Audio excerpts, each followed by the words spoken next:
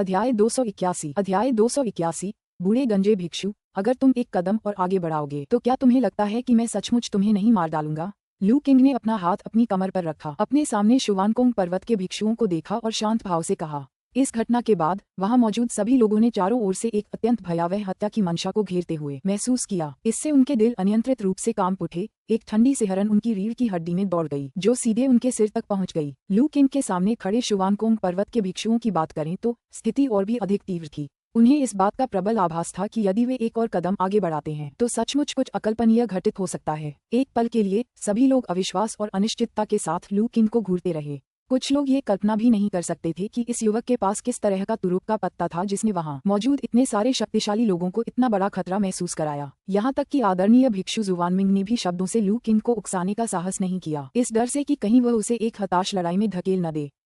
ऐसा लगता है कि तथाकथित बौद्ध निर्भीकता इससे अधिक कुछ नहीं है।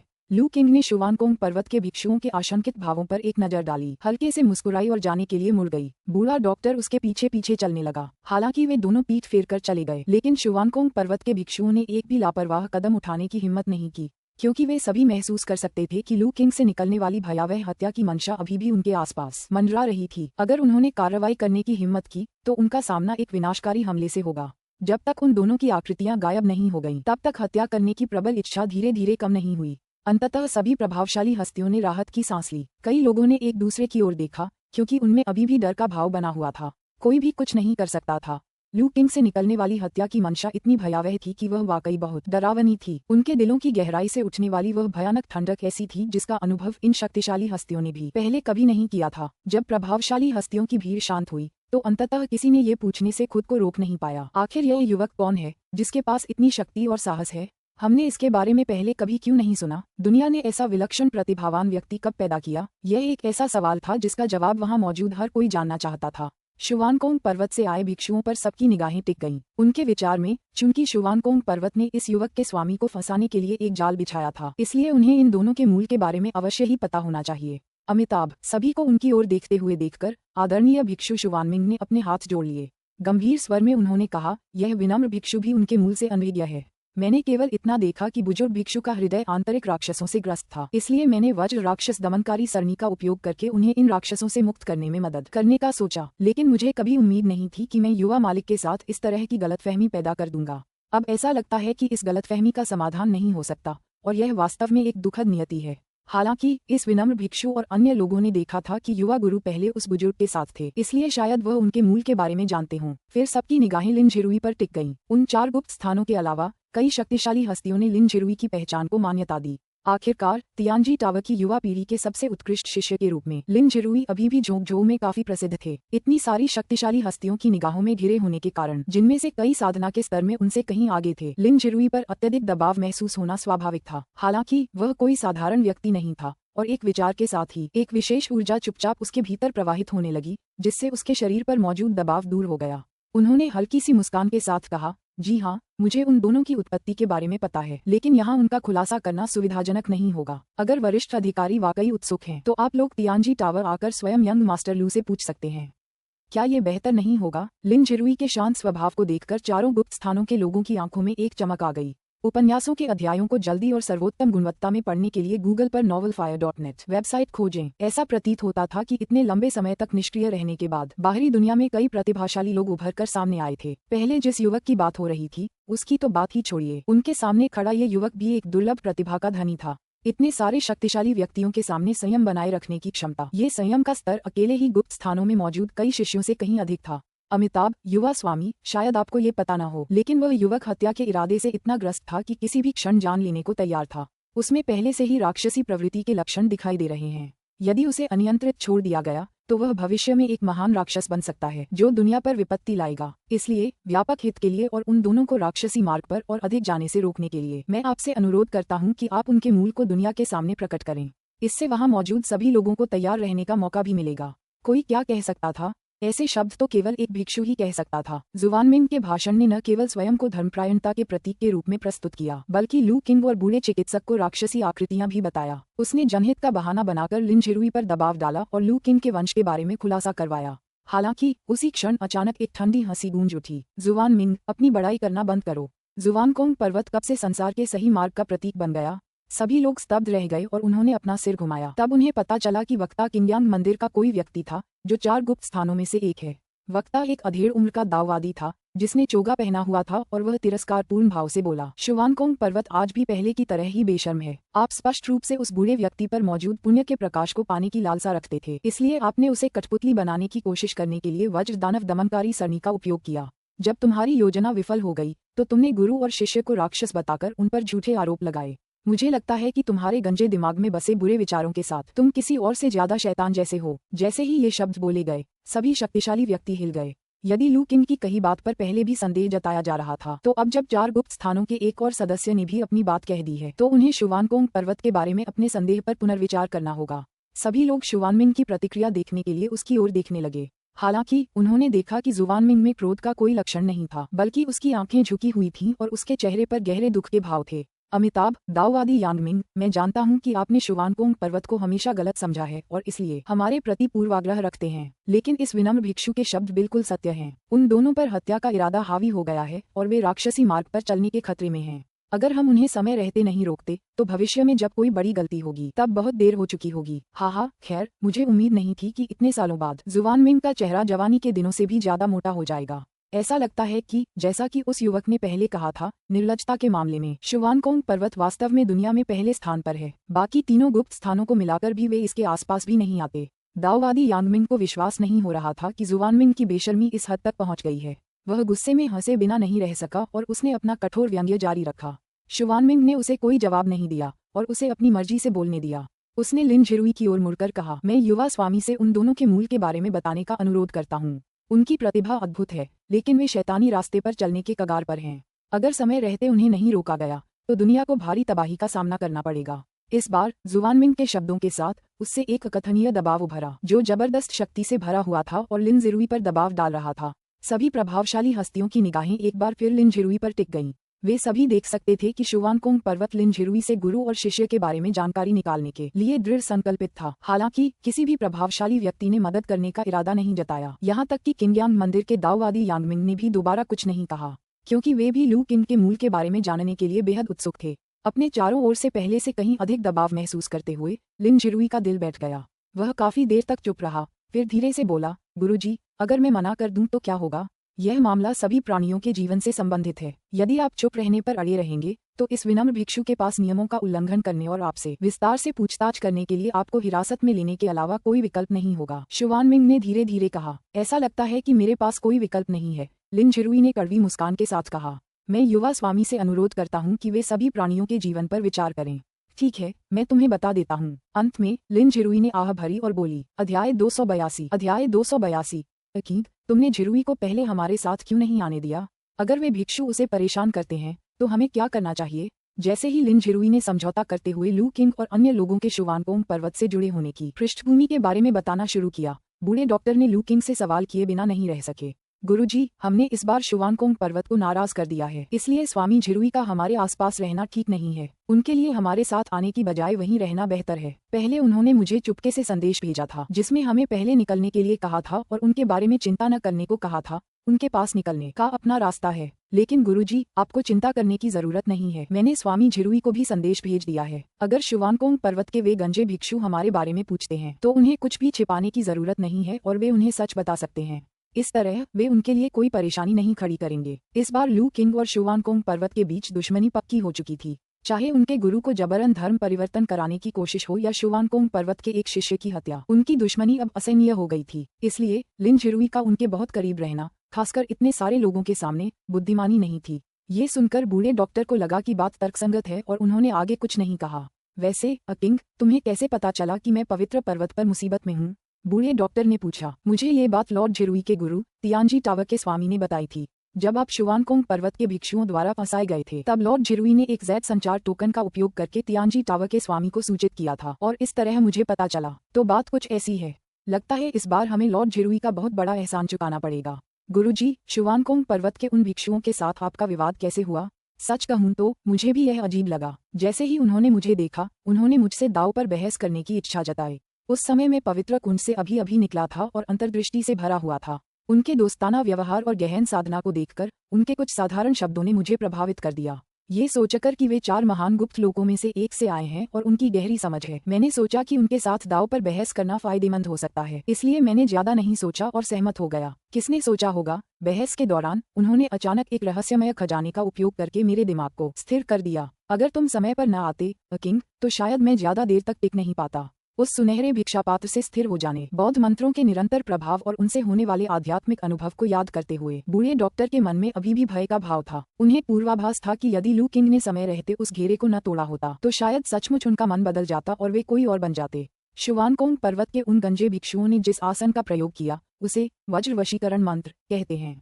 हजारों साल पहले अमर युग में बौद्ध संप्रदायों द्वारा दुष्ट राक्षसों और विधर्मियों को परिवर्तित करने के लिए इसका प्रयोग किया जाता था और इसे हल्के में नहीं लिया जाता था। मुझे उम्मीद नहीं थी कि वे आप पर इसका प्रयोग करने की हिम्मत करेंगे, गुरुजी। ऐसा लगता है कि बौद्ध धर्म की यह तथाकथित पवित्र भूमि शुवानकोंग पर्वत हजारों वर्षों की विरासत के बाद बदल गई है और अब वह धर्मात्मा संप्रदाय नहीं रही जो कभी थी। लू किंग को ली हुआओ संप्रदाय से विरासत में बौद्ध धर्म से संबंधित अभिलेख मिले थे।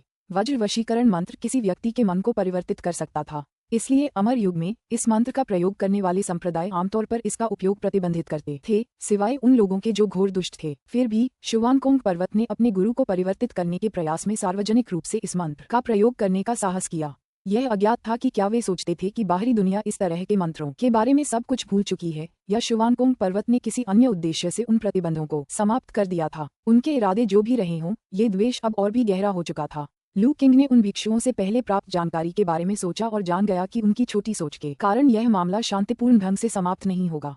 उन्हें आगे बढ़ते समय सावधानी बरतनी होगी। लू किंग ने अपनी कमर पर रखे ची बैग को छुआ। कुछ समय तक आध्यात्मिक ऊर्जा से पोषित करने के बाद ची बैग ने अपनी अधिकांश शक्ति पुनः प्राप्त कर ली थी। इससे पहले उसने इस प्राचीन आध्यात्मिक वस्तु से ऊर्जा की एक बूंद का उपयोग करके वहां मौजूद सभी को चौंका दिया था। दुर्भाग्य से उस समय वहां बहुत सारे लोग मौजूद थे, जिनमें झोंकझो और अन्य 3 गुप्त लोगों के विभिन्न प्रमुख गुटों के विशेषज्ञ भी शामिल थे। संभवतः वहां वे 3 रहस्यमय संत भी थे जिन्होंने कभी स्वयं को प्रकट नहीं किया। अन्यथा लू किंग इस तुरुप के पत्ते का उपयोग करके ये देखने की कोशिश कर सकता था कि क्या वह शुवानकोंग पर्वत के सभी गंजे भिक्षुओं का सफाया कर सकता है। गुरु और शिष्य इस बार एक अलग रास्ते से पर्वत से नीचे उतरे। उन्होंने स्वर्गीय सीढ़ी से बचते हुए चुपचाप प्रस्थान किया। बूढ़े डॉक्टर चेन, भाई लू किंग, आप वापस आ गए। तियानजी टावर लौटते ही मागो और बाकी लोग खुशी से झूम उठे। लू किंग के जाने के बाद से वे बहुत चिंतित थे। लू किंग पवित्र पर्वत पर गए थे, जहां कथित तौर पर 4 महान गुप्त लोगों में से एक के लोग बूढ़े चिकित्सक को परेशान कर रहे थे, जिससे वे बहुत परेशान थे। अब जब दोनों सुरक्षित लौट आए थे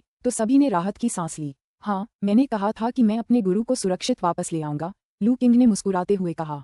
इस बार यह मेरी गलती थी, मैंने आप सबको परेशान कर दिया, बूढ़े डॉक्टर ने कुछ पछतावे के साथ कहा। आप खुद को कैसे दोषी ठहरा सकते हैं, बूढ़े डॉक्टर? हम सभी ने तियानजी टावर के स्वामी से सुना है कि उन भिक्षुओं ने जानबूझकर आपके लिए मुश्किलें खड़ी की। मागो और अन्य लोग तुरंत बूढ़े डॉक्टर को सांत्वना देने लगे। इसी क्षण लू किंग मुस्कुराते हुए तियानजी टावर के स्वामी के पास गई और आदरपूर्वक झुककर बोली, धन्यवाद स्वामी जी, दुष्टों को दूर रखने में मदद करने के लिए। धन्यवाद की कोई आवश्यकता नहीं है, चूंकि आप मेरे तियानजी टावर में अतिथि हैं, इसलिए आपकी सुरक्षा सुनिश्चित करना मेरा कर्तव्य है, तियानजी टावर के स्वामी ने हाथ हिलाते हुए कहा। हालांकि उनके दिल में गहरा सदमा छिपा रहा। उन्हें अभी अभी झिरुई से एक संदेश मिला था, जिसमें पवित्र पर्वत पर हुई घटना का विवरण था। सौम्य चेहरे वाले लू किंग को देखकर तियानजी टावर के स्वामी को विश्वास करना कठिन लग रहा था। उनके सामने खड़े इस युवक ने अकेले ही पवित्र पर्वत पर सभी को चौंका दिया था। न केवल अपने गुरु को शुवानकोंग पर्वत की घेराबंदी से बचाया था, बल्कि उनके एक शिष्य को मारकर स्वयं भी बाल बाल बच गया था। यदि झिरुई ने संदेश न भेजा होता तो तियानजी टावर के स्वामी को विश्वास ही नहीं होता कि लू किंग के पास इतनी शक्ति है। फिर भी भविष्यवाणी में अपने व्यापक कौशल के बावजूद वह लू किंग को समझ नहीं पा रहे थे। वह लड़का धुंध की तरह था, जिसके बारे में कुछ भी समझना असंभव था। हे प्रभु, मुझे आपको कुछ सूचित करना है। इस बार जब मैं पवित्र पर्वत पर गया था तो शुवानकोंग पर्वत के साथ मेरा काफी संघर्ष हुआ। हम शायद अब यहाँ नहीं रह पाएंगे, अन्यथा हम आपके संप्रदाय के लिए मुसीबत खड़ी कर देंगे, लू किंग ने कहा। उपन्यासों के अध्यायों को जल्दी और उच्चतम गुणवत्ता में पढ़ने के लिए गूगल पर नॉवेल फायर नेट की वेबसाइट खोजें। झिरुई ने मुझे Z संचार टोकन के जरिए इसकी सूचना दी है, लेकिन आपको चिंता करने की जरूरत नहीं है। शुवानकोंग पर्वत शक्तिशाली तो है, पर वे दूसरे संप्रदायों के मामलों में दखल नहीं दे सकते। आप यहाँ जब तक चाहें रह सकते हैं। मेरा तियानजी टावर भले ही छोटा हो, पर हम इतने नीच नहीं हैं कि एक छोटी सी बात पर मेहमानों को निकाल दें। तियानजी टावर के स्वामी ने अप्रत्याशित रूप से बेफिक्र होकर जवाब दिया और लू किंग और उनके साथियों को दिलासा भी दिया। इससे लू किंग को बहुत आश्चर्य हुआ। ऐसा लगा मानो तियानजी टावर के स्वामी शुवानकोंग पर्वत से ज्यादा डरते नहीं थे। हालांकि लिन झिरुई के बारे में सुनकर लू किंग ने तुरंत पूछा, स्वामी जी, क्या स्वामी झिरुई ठीक हैं? क्या शुवानकोंग पर्वत के भिक्षुओं ने उन्हें कोई परेशानी दी है? झिरुई ठीक है, वह जल्द ही लौट आएगा, तियानजी टावर के स्वामी ने कहा। लेकिन लू शियालांगजुन, मुझे तुम्हें कुछ बताना है। तुम्हारे जाने के तुरंत बाद मुझे बाहर एक बहुत ही भयावह आभा का आभास हुआ। अध्याय 283 टावर के स्वामी, आपने कहा था कि मेरे जाने के बाद कोई बाहर जासूसी कर रहा था। लू किंग थोड़ा चौंक गई। जी हाँ, और वह उपस्थिति बेहद भयावह थी। जब मैंने उसे मात्र महसूस किया तभी से मेरे मन में एक भयानक भय उत्पन्न हो गया था। हालांकि वह व्यक्ति असाधारण रूप से शक्तिशाली और अत्यंत सतर्क प्रतीत हो रहा था। जैसे ही उन्होंने मेरी उपस्थिति का पता लगाया वे तुरंत पीछे हट गए। पहले महसूस की गई उस भयानक आभा को याद करते हुए तियानजी टावर के टावर मास्टर को अभी भी एक अजीब सा डर सता रहा था। यह उनके जीवन में अब तक की सबसे बुरी शक्ति थी जिसका उन्होंने सामना किया था। ऐसा लगता है कि मेरी पहले की आशंका सही थी। वास्तव में कोई मिस हू पर नजर रखे हुए है। लू किंग समझ गया। सौभाग्य से जाने से पहले उसने टावर मास्टर से प्रांगण में ही रुकने का अनुरोध किया था, अन्यथा केवल शियाओली के भरोसे सभी की रक्षा करना शायद पर्याप्त नहीं होता। आखिरकार लोगों का हृदय कपटी होता है और शियाओली एक आध्यात्मिक प्राणी होने के नाते अभी भी बहुत भोला था। भले ही वह शक्तिशाली था, फिर भी वह कई चालों से उन छिपे हुए कपटी शत्रुओं को शायद ही हरा पाता। ये सोचकर लू किंग को एहसास हुआ कि तियानजी टावर में रहना वास्तव में अधिक उपयुक्त था। इसलिए उसने टावर मास्टर के प्रस्ताव को अस्वीकार नहीं किया और प्रांगण में ही रहना जारी रखा। कुछ ही समय बाद लिन जिरुई भी सुरक्षित रूप से तियानजी टावर लौट आए और लू किंग और अन्य लोगों के लिए एक खबर लेकर आए। युवा स्वामी लू, एल्डर चेन, ऐसा लगता है कि शुवानकोंग पर्वत इस बात पर अड़ा हुआ है कि आप दोनों राक्षसी मार्ग पर चल पड़े हैं। हालांकि उस समय उपस्थित कई शक्तिशाली लोगों ने इस बात पर विश्वास नहीं किया, लेकिन शुवानकोंग पर्वत अंततः 4 महान गुप्त लोगों में से एक है। विभिन्न संप्रदायों में इसका काफी सम्मान है। यदि शुवानकोंग पर्वत सार्वजनिक रूप से दुनिया के सामने ये घोषणा करता है तो मुझे डर है कि उनसे कृपा पाने के इच्छुक कुछ बल इस अवसर का लाभ उठाकर आपको निशाना बना सकते हैं। लिन जिरुई ने लू किंग और एल्डर चेन के जाने के बाद घटी घटनाओं का वर्णन किया और इस तथ्य को छिपाए बिना कि उसने उपस्थित शक्तिशाली व्यक्तियों के सामने उनकी पृष्ठभूमि का कुछ हिस्सा उजागर कर दिया था। लेकिन निश्चिंत रहिए युवा स्वामी लू, मैंने ज्यूली गांव का पता नहीं बताया। मैंने तो बस इतना कहा कि पिछले कुछ वर्षों में अपनी यात्राओं के दौरान मेरी आपसे मुलाकात हुई थी। लिन जिरुई ने अंत में कहा, क्या आपको लगता है कि शुवानकोंग पर्वत के वे गंजे भिक्षु इस बात पर विश्वास करेंगे? लू किंग ने पूछा। इससे कोई फर्क नहीं पड़ता कि वे इस पर विश्वास करते हैं या नहीं। मैंने अपनी व्याख्या पहले ही दे दी है। ये सच है या झूठ, यह इस बात पर निर्भर करता है कि उनमें इसे समझने की क्षमता है या नहीं। इतने शक्तिशाली लोगों के सामने वे मुझ पर वज्र वशीकरण मंत्र का प्रयोग नहीं कर सकते। अगर उन्होंने ऐसा किया तो शुवानकोंग पर्वत की प्रतिष्ठा पूरी तरह से धूमिल हो जाएगी। लिन जिरुई ने व्यंग्य भरे लहजे में हंसते हुए कहा। एक समय था जब वह शुवानकोंग पर्वत की रहस्यमयी जगह के प्रति श्रद्धा रखते थे, लेकिन आज के अनुभव के बाद उन्हें एहसास हुआ कि ये तथाकथित रहस्यमयी जगहें बाहर के संप्रदायों से अलग नहीं हैं। उनमें भी बहुत से नीच और घृणित लोग मौजूद हैं। वास्तव में शुवानकोंग पर्वत का पाखंड और अत्याचार आम संप्रदायों से भी कहीं अधिक बुरा है। इस निराशा ने लिन जिरुई के मन में ऐसी ताकतों के प्रति घृणा को और भी बढ़ा दिया। जब लू किंग और अन्य लोग बातचीत कर रहे थे तब शुवानकोंग पर्वत के भिक्षु लू किंग द्वारा कुचलकर मार दिए गए हुई शिन के शव के चारों ओर गहरे शोक के भाव से एकत्रित थे। बड़े जुवानमिंग, हुई शिन मर गया है। क्या हम उस छोटे कमीने को यूं ही जाने देंगे? दुख और आक्रोश से भरा एक युवा भिक्षु चिल्लाया।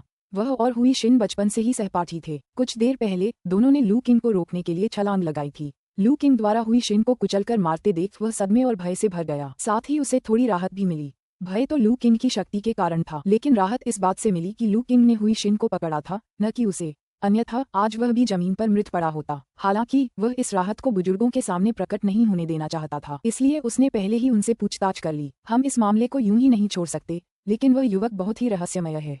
विस्तृत योजना बनाने से पहले हमें उसके पृष्ठभूमि की जांच करनी होगी। जुवानमिंग ने शांत भाव से उत्तर दिया। हे एल्डर जुवानमिंग, क्या आपको लगता है कि तियानजी टावर के उस शिष्य ने पहले जो कहा था वह सच था? दूसरे भिक्षु ने पूछा। आधा सच आधा झूठ, लेकिन ज्यादातर झूठ। उस युवक की बातों पर भरोसा नहीं किया जा सकता, जुवानमिंग ने उदासीनता से कहा।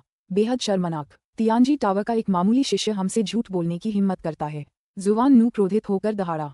लू किंग द्वारा पहले बुरी तरह घायल होने के बावजूद वह अब पूरी तरह से ठीक हो चुका था, सिवाय उसकी आभा में बची हुई कुछ कमजोरी के, जो जुवानकोंग पर्वत की तकनीकों की गहनता का प्रमाण थी। जी हाँ एल्डर जुवानमिंग, आपने उस तियानजी टावर के शिष्य को मौके पर ही क्यों नहीं पकड़ा? हमारी विधियों से उस गुरु शिष्य की उत्पत्ति का पता लगाना मुश्किल नहीं होता, एक अन्य भिक्षु ने जोर से कहा। किसी को भी जुवानमिंग की बातों पर संदेह नहीं था, क्योंकि वे जानते थे कि जुवानमिंग ने एक गुप्त आत्मा तकनीक में महारत हासिल कर ली थी जो उसे दूसरों के शब्दों की सच्चाई को आसानी से समझने की अनुमति देती थी।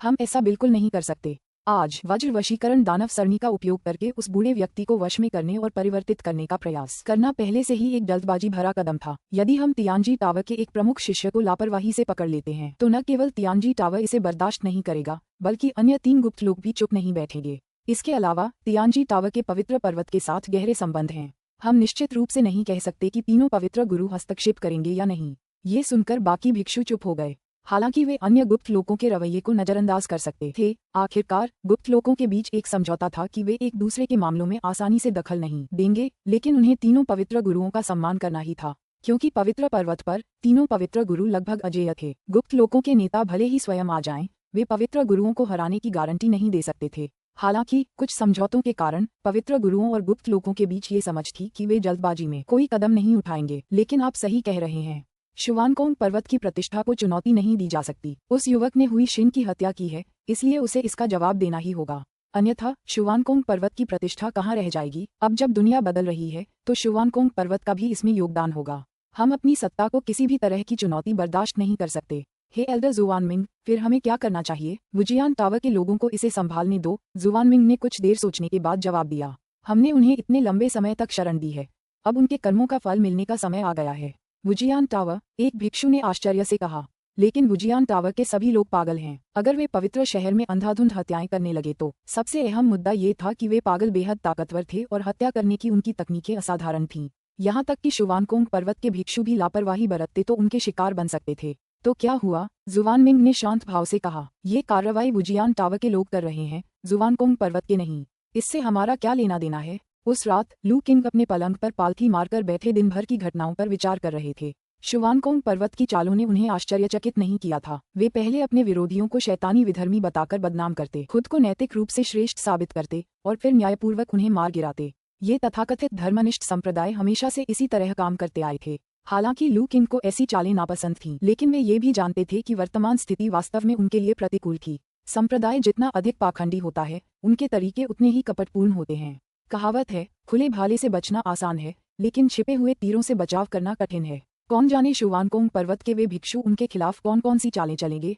हालांकि लू किंग डरा हुआ नहीं था, फिर भी उसे अपनी वर्तमान स्थिति में खतरे का आभास हो रहा था।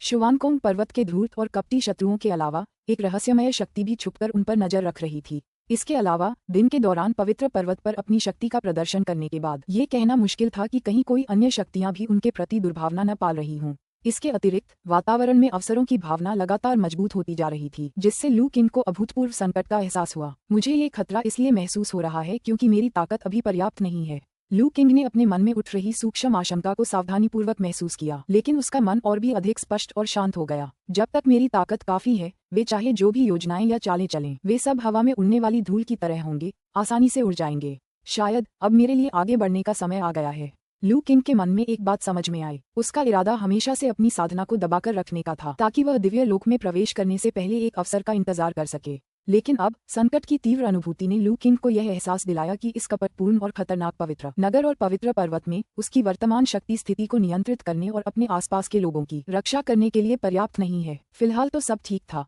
लेकिन जब वह मौका आखिरकार आएगा तो पवित्र नगर और पवित्र पर्वत निस्संदेह अभी से 10 गुना अधिक अराजक हो जाएंगे। तब क्या होगा, इसका कौन अनुमान लगा सकता है? बस बहुत हो गया। इस दुनिया में सब कुछ सचमुच परिपूर्ण कैसे हो सकता है? पूर्णता की अत्यधिक खोज कभी कभी पछतावे का कारण बन सकती है। यदि मेरी जिद के कारण शियाओ यान और मेरे गुरु को हानि पहुंचती है तो तथाकथित पूर्णता का क्या लाभ?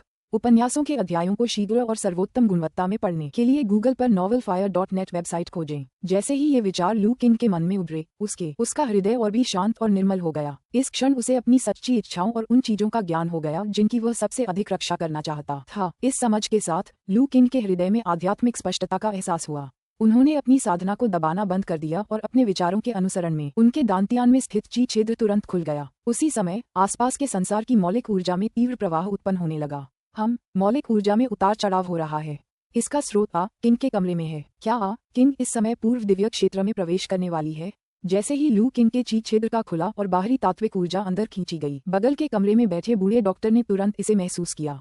यह अनुभूति उनके लिए बहुत जानी पहचानी थी। जन्मोत्तर क्षेत्र के शिखर पर पहुंच चुके किसी व्यक्ति के पूर्व स्वर्गीय क्षेत्र में प्रवेश करने का संकेत। बूढ़े डॉक्टर का दिल एक पल के लिए धड़कना बंद हो गया और अगले ही पल वह कमरे से गायब हो गया। हालांकि जब वह लू किंग के कमरे के बाहर पहुंचा तो मौलिक ऊर्जा में होने वाले उतार चढ़ाव अचानक गायब हो गए। किंग, बूढ़ा डॉक्टर अभी आवाज भेजने ही वाला था कि तभी लू किंग की आवाज उसके दिमाग में गूंज उठी। गुरुजी, कुछ नहीं, बस साधना के दौरान मुझे एक अंतर्दृष्टि प्राप्त हुई। चिंता करने की कोई आवश्यकता नहीं है। वैसे अभी जो शोरगुल हुआ उससे शायद लॉर्ड झिरुई घबरा गए होंगे। क्या आप कृपया उन्हें संभाल लेंगे? बूढ़े डॉक्टर को अचानक समझ आ गई कि लू किंग अपनी साधना के एक नाजुक मोड़ पर पहुंच गया होगा और अस्थायी रूप से स्वयं को प्रकट करने में असमर्थ था। तभी उन्होंने आंगन के बाहर से लिन जिरुई की आवाज सुनी।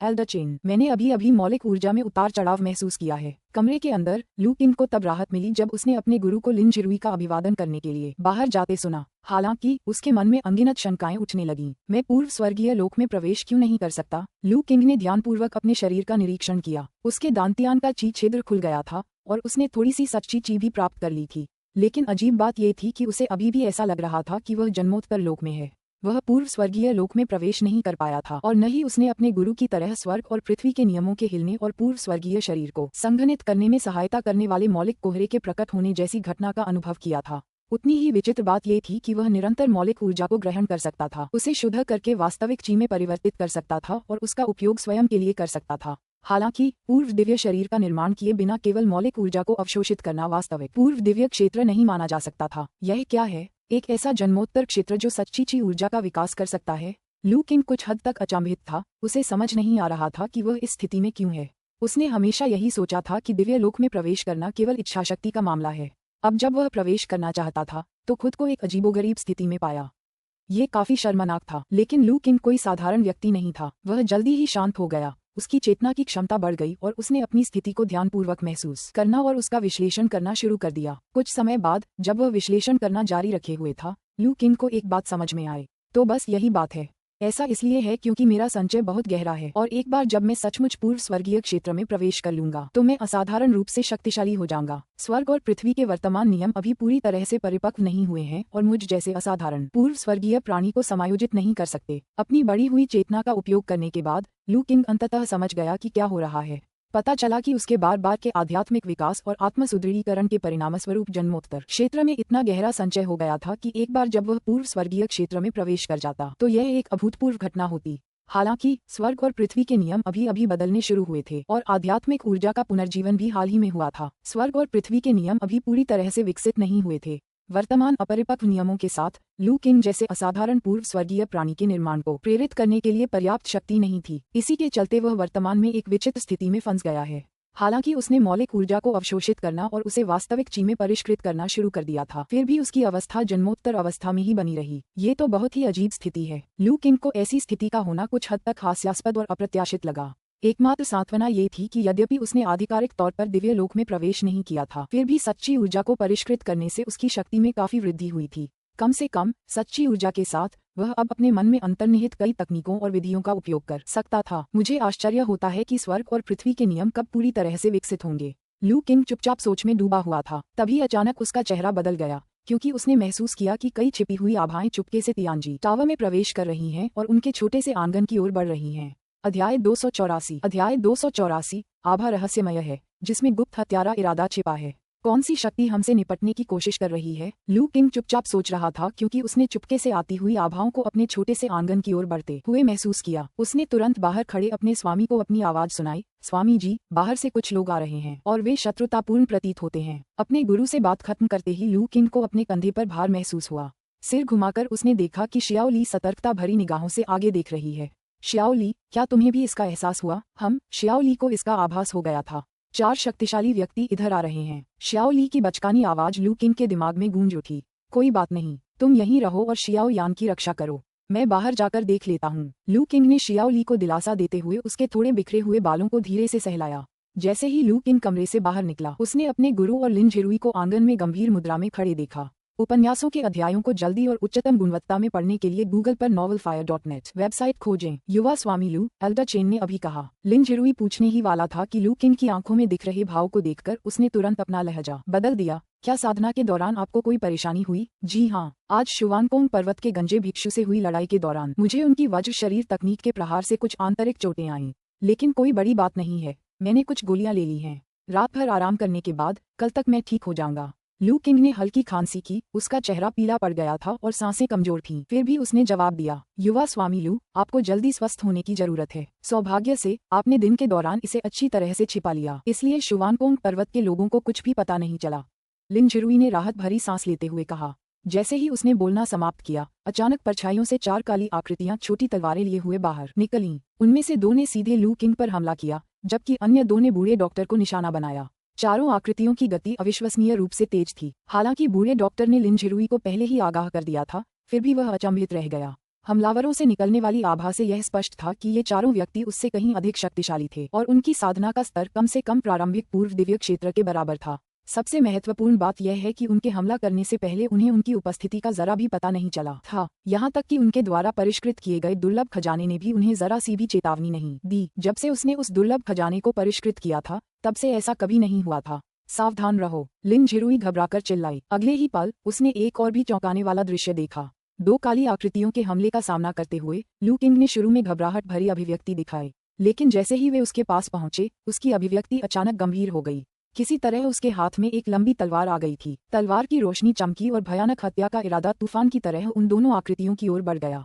अच्छा नहीं है, लू किंग की आत्मशक्ति अत्यंत शक्तिशाली थी और उसके द्वारा प्रकट की गई हत्या की मंशा बेहद भयावह थी। युद्ध में निपुण और दृढ़ निश्चयी होने के बावजूद हत्या के इरादे के ऐसे भयावह हमले के सामने वे दोनों अश्वेत आकृतियां एक पल के लिए जम सी गईं, और उस क्षणिक झिझक में ही लू किंग की गरजती हुई तलवार की रोशनी उन पर आ चुकी थी। सौभाग्य से वे दोनों आकृतियां वास्तव में दुर्जेय थीं। यद्यपि उनका दिमाग प्रभावित हुआ था, लेकिन उनकी निपुण युद्ध कुशलता ने उन्हें ठीक समय पर अपनी छोटी तलवारें उठाकर तलवार की रोशनी को रोकने में सक्षम बनाया। धमाका धमाका। उन 2 काली आकृतियों के हाथों में मौजूद छोटी तलवारें स्पष्ट रूप से साधारण हथियार नहीं बल्कि दिव्य तलवारें थीं। लू किंग के शक्तिशाली प्रहार के बावजूद भी वे तुरंत चकनाचूर नहीं हुए। हालांकि वे तलवार को रोकने में कामयाब तो हो गए, लेकिन इतनी जल्दबाजी में लू किंग की जबरदस्त ताकत का पूरी तरह से सामना नहीं कर सके। महज एक टक्कर से दोनों आकृतियां रबर की गेंदों की तरह हवा में उड़ गईं। आंगन की दीवार को तोड़ते हुए धूल का बादल उड़ा ले गईं।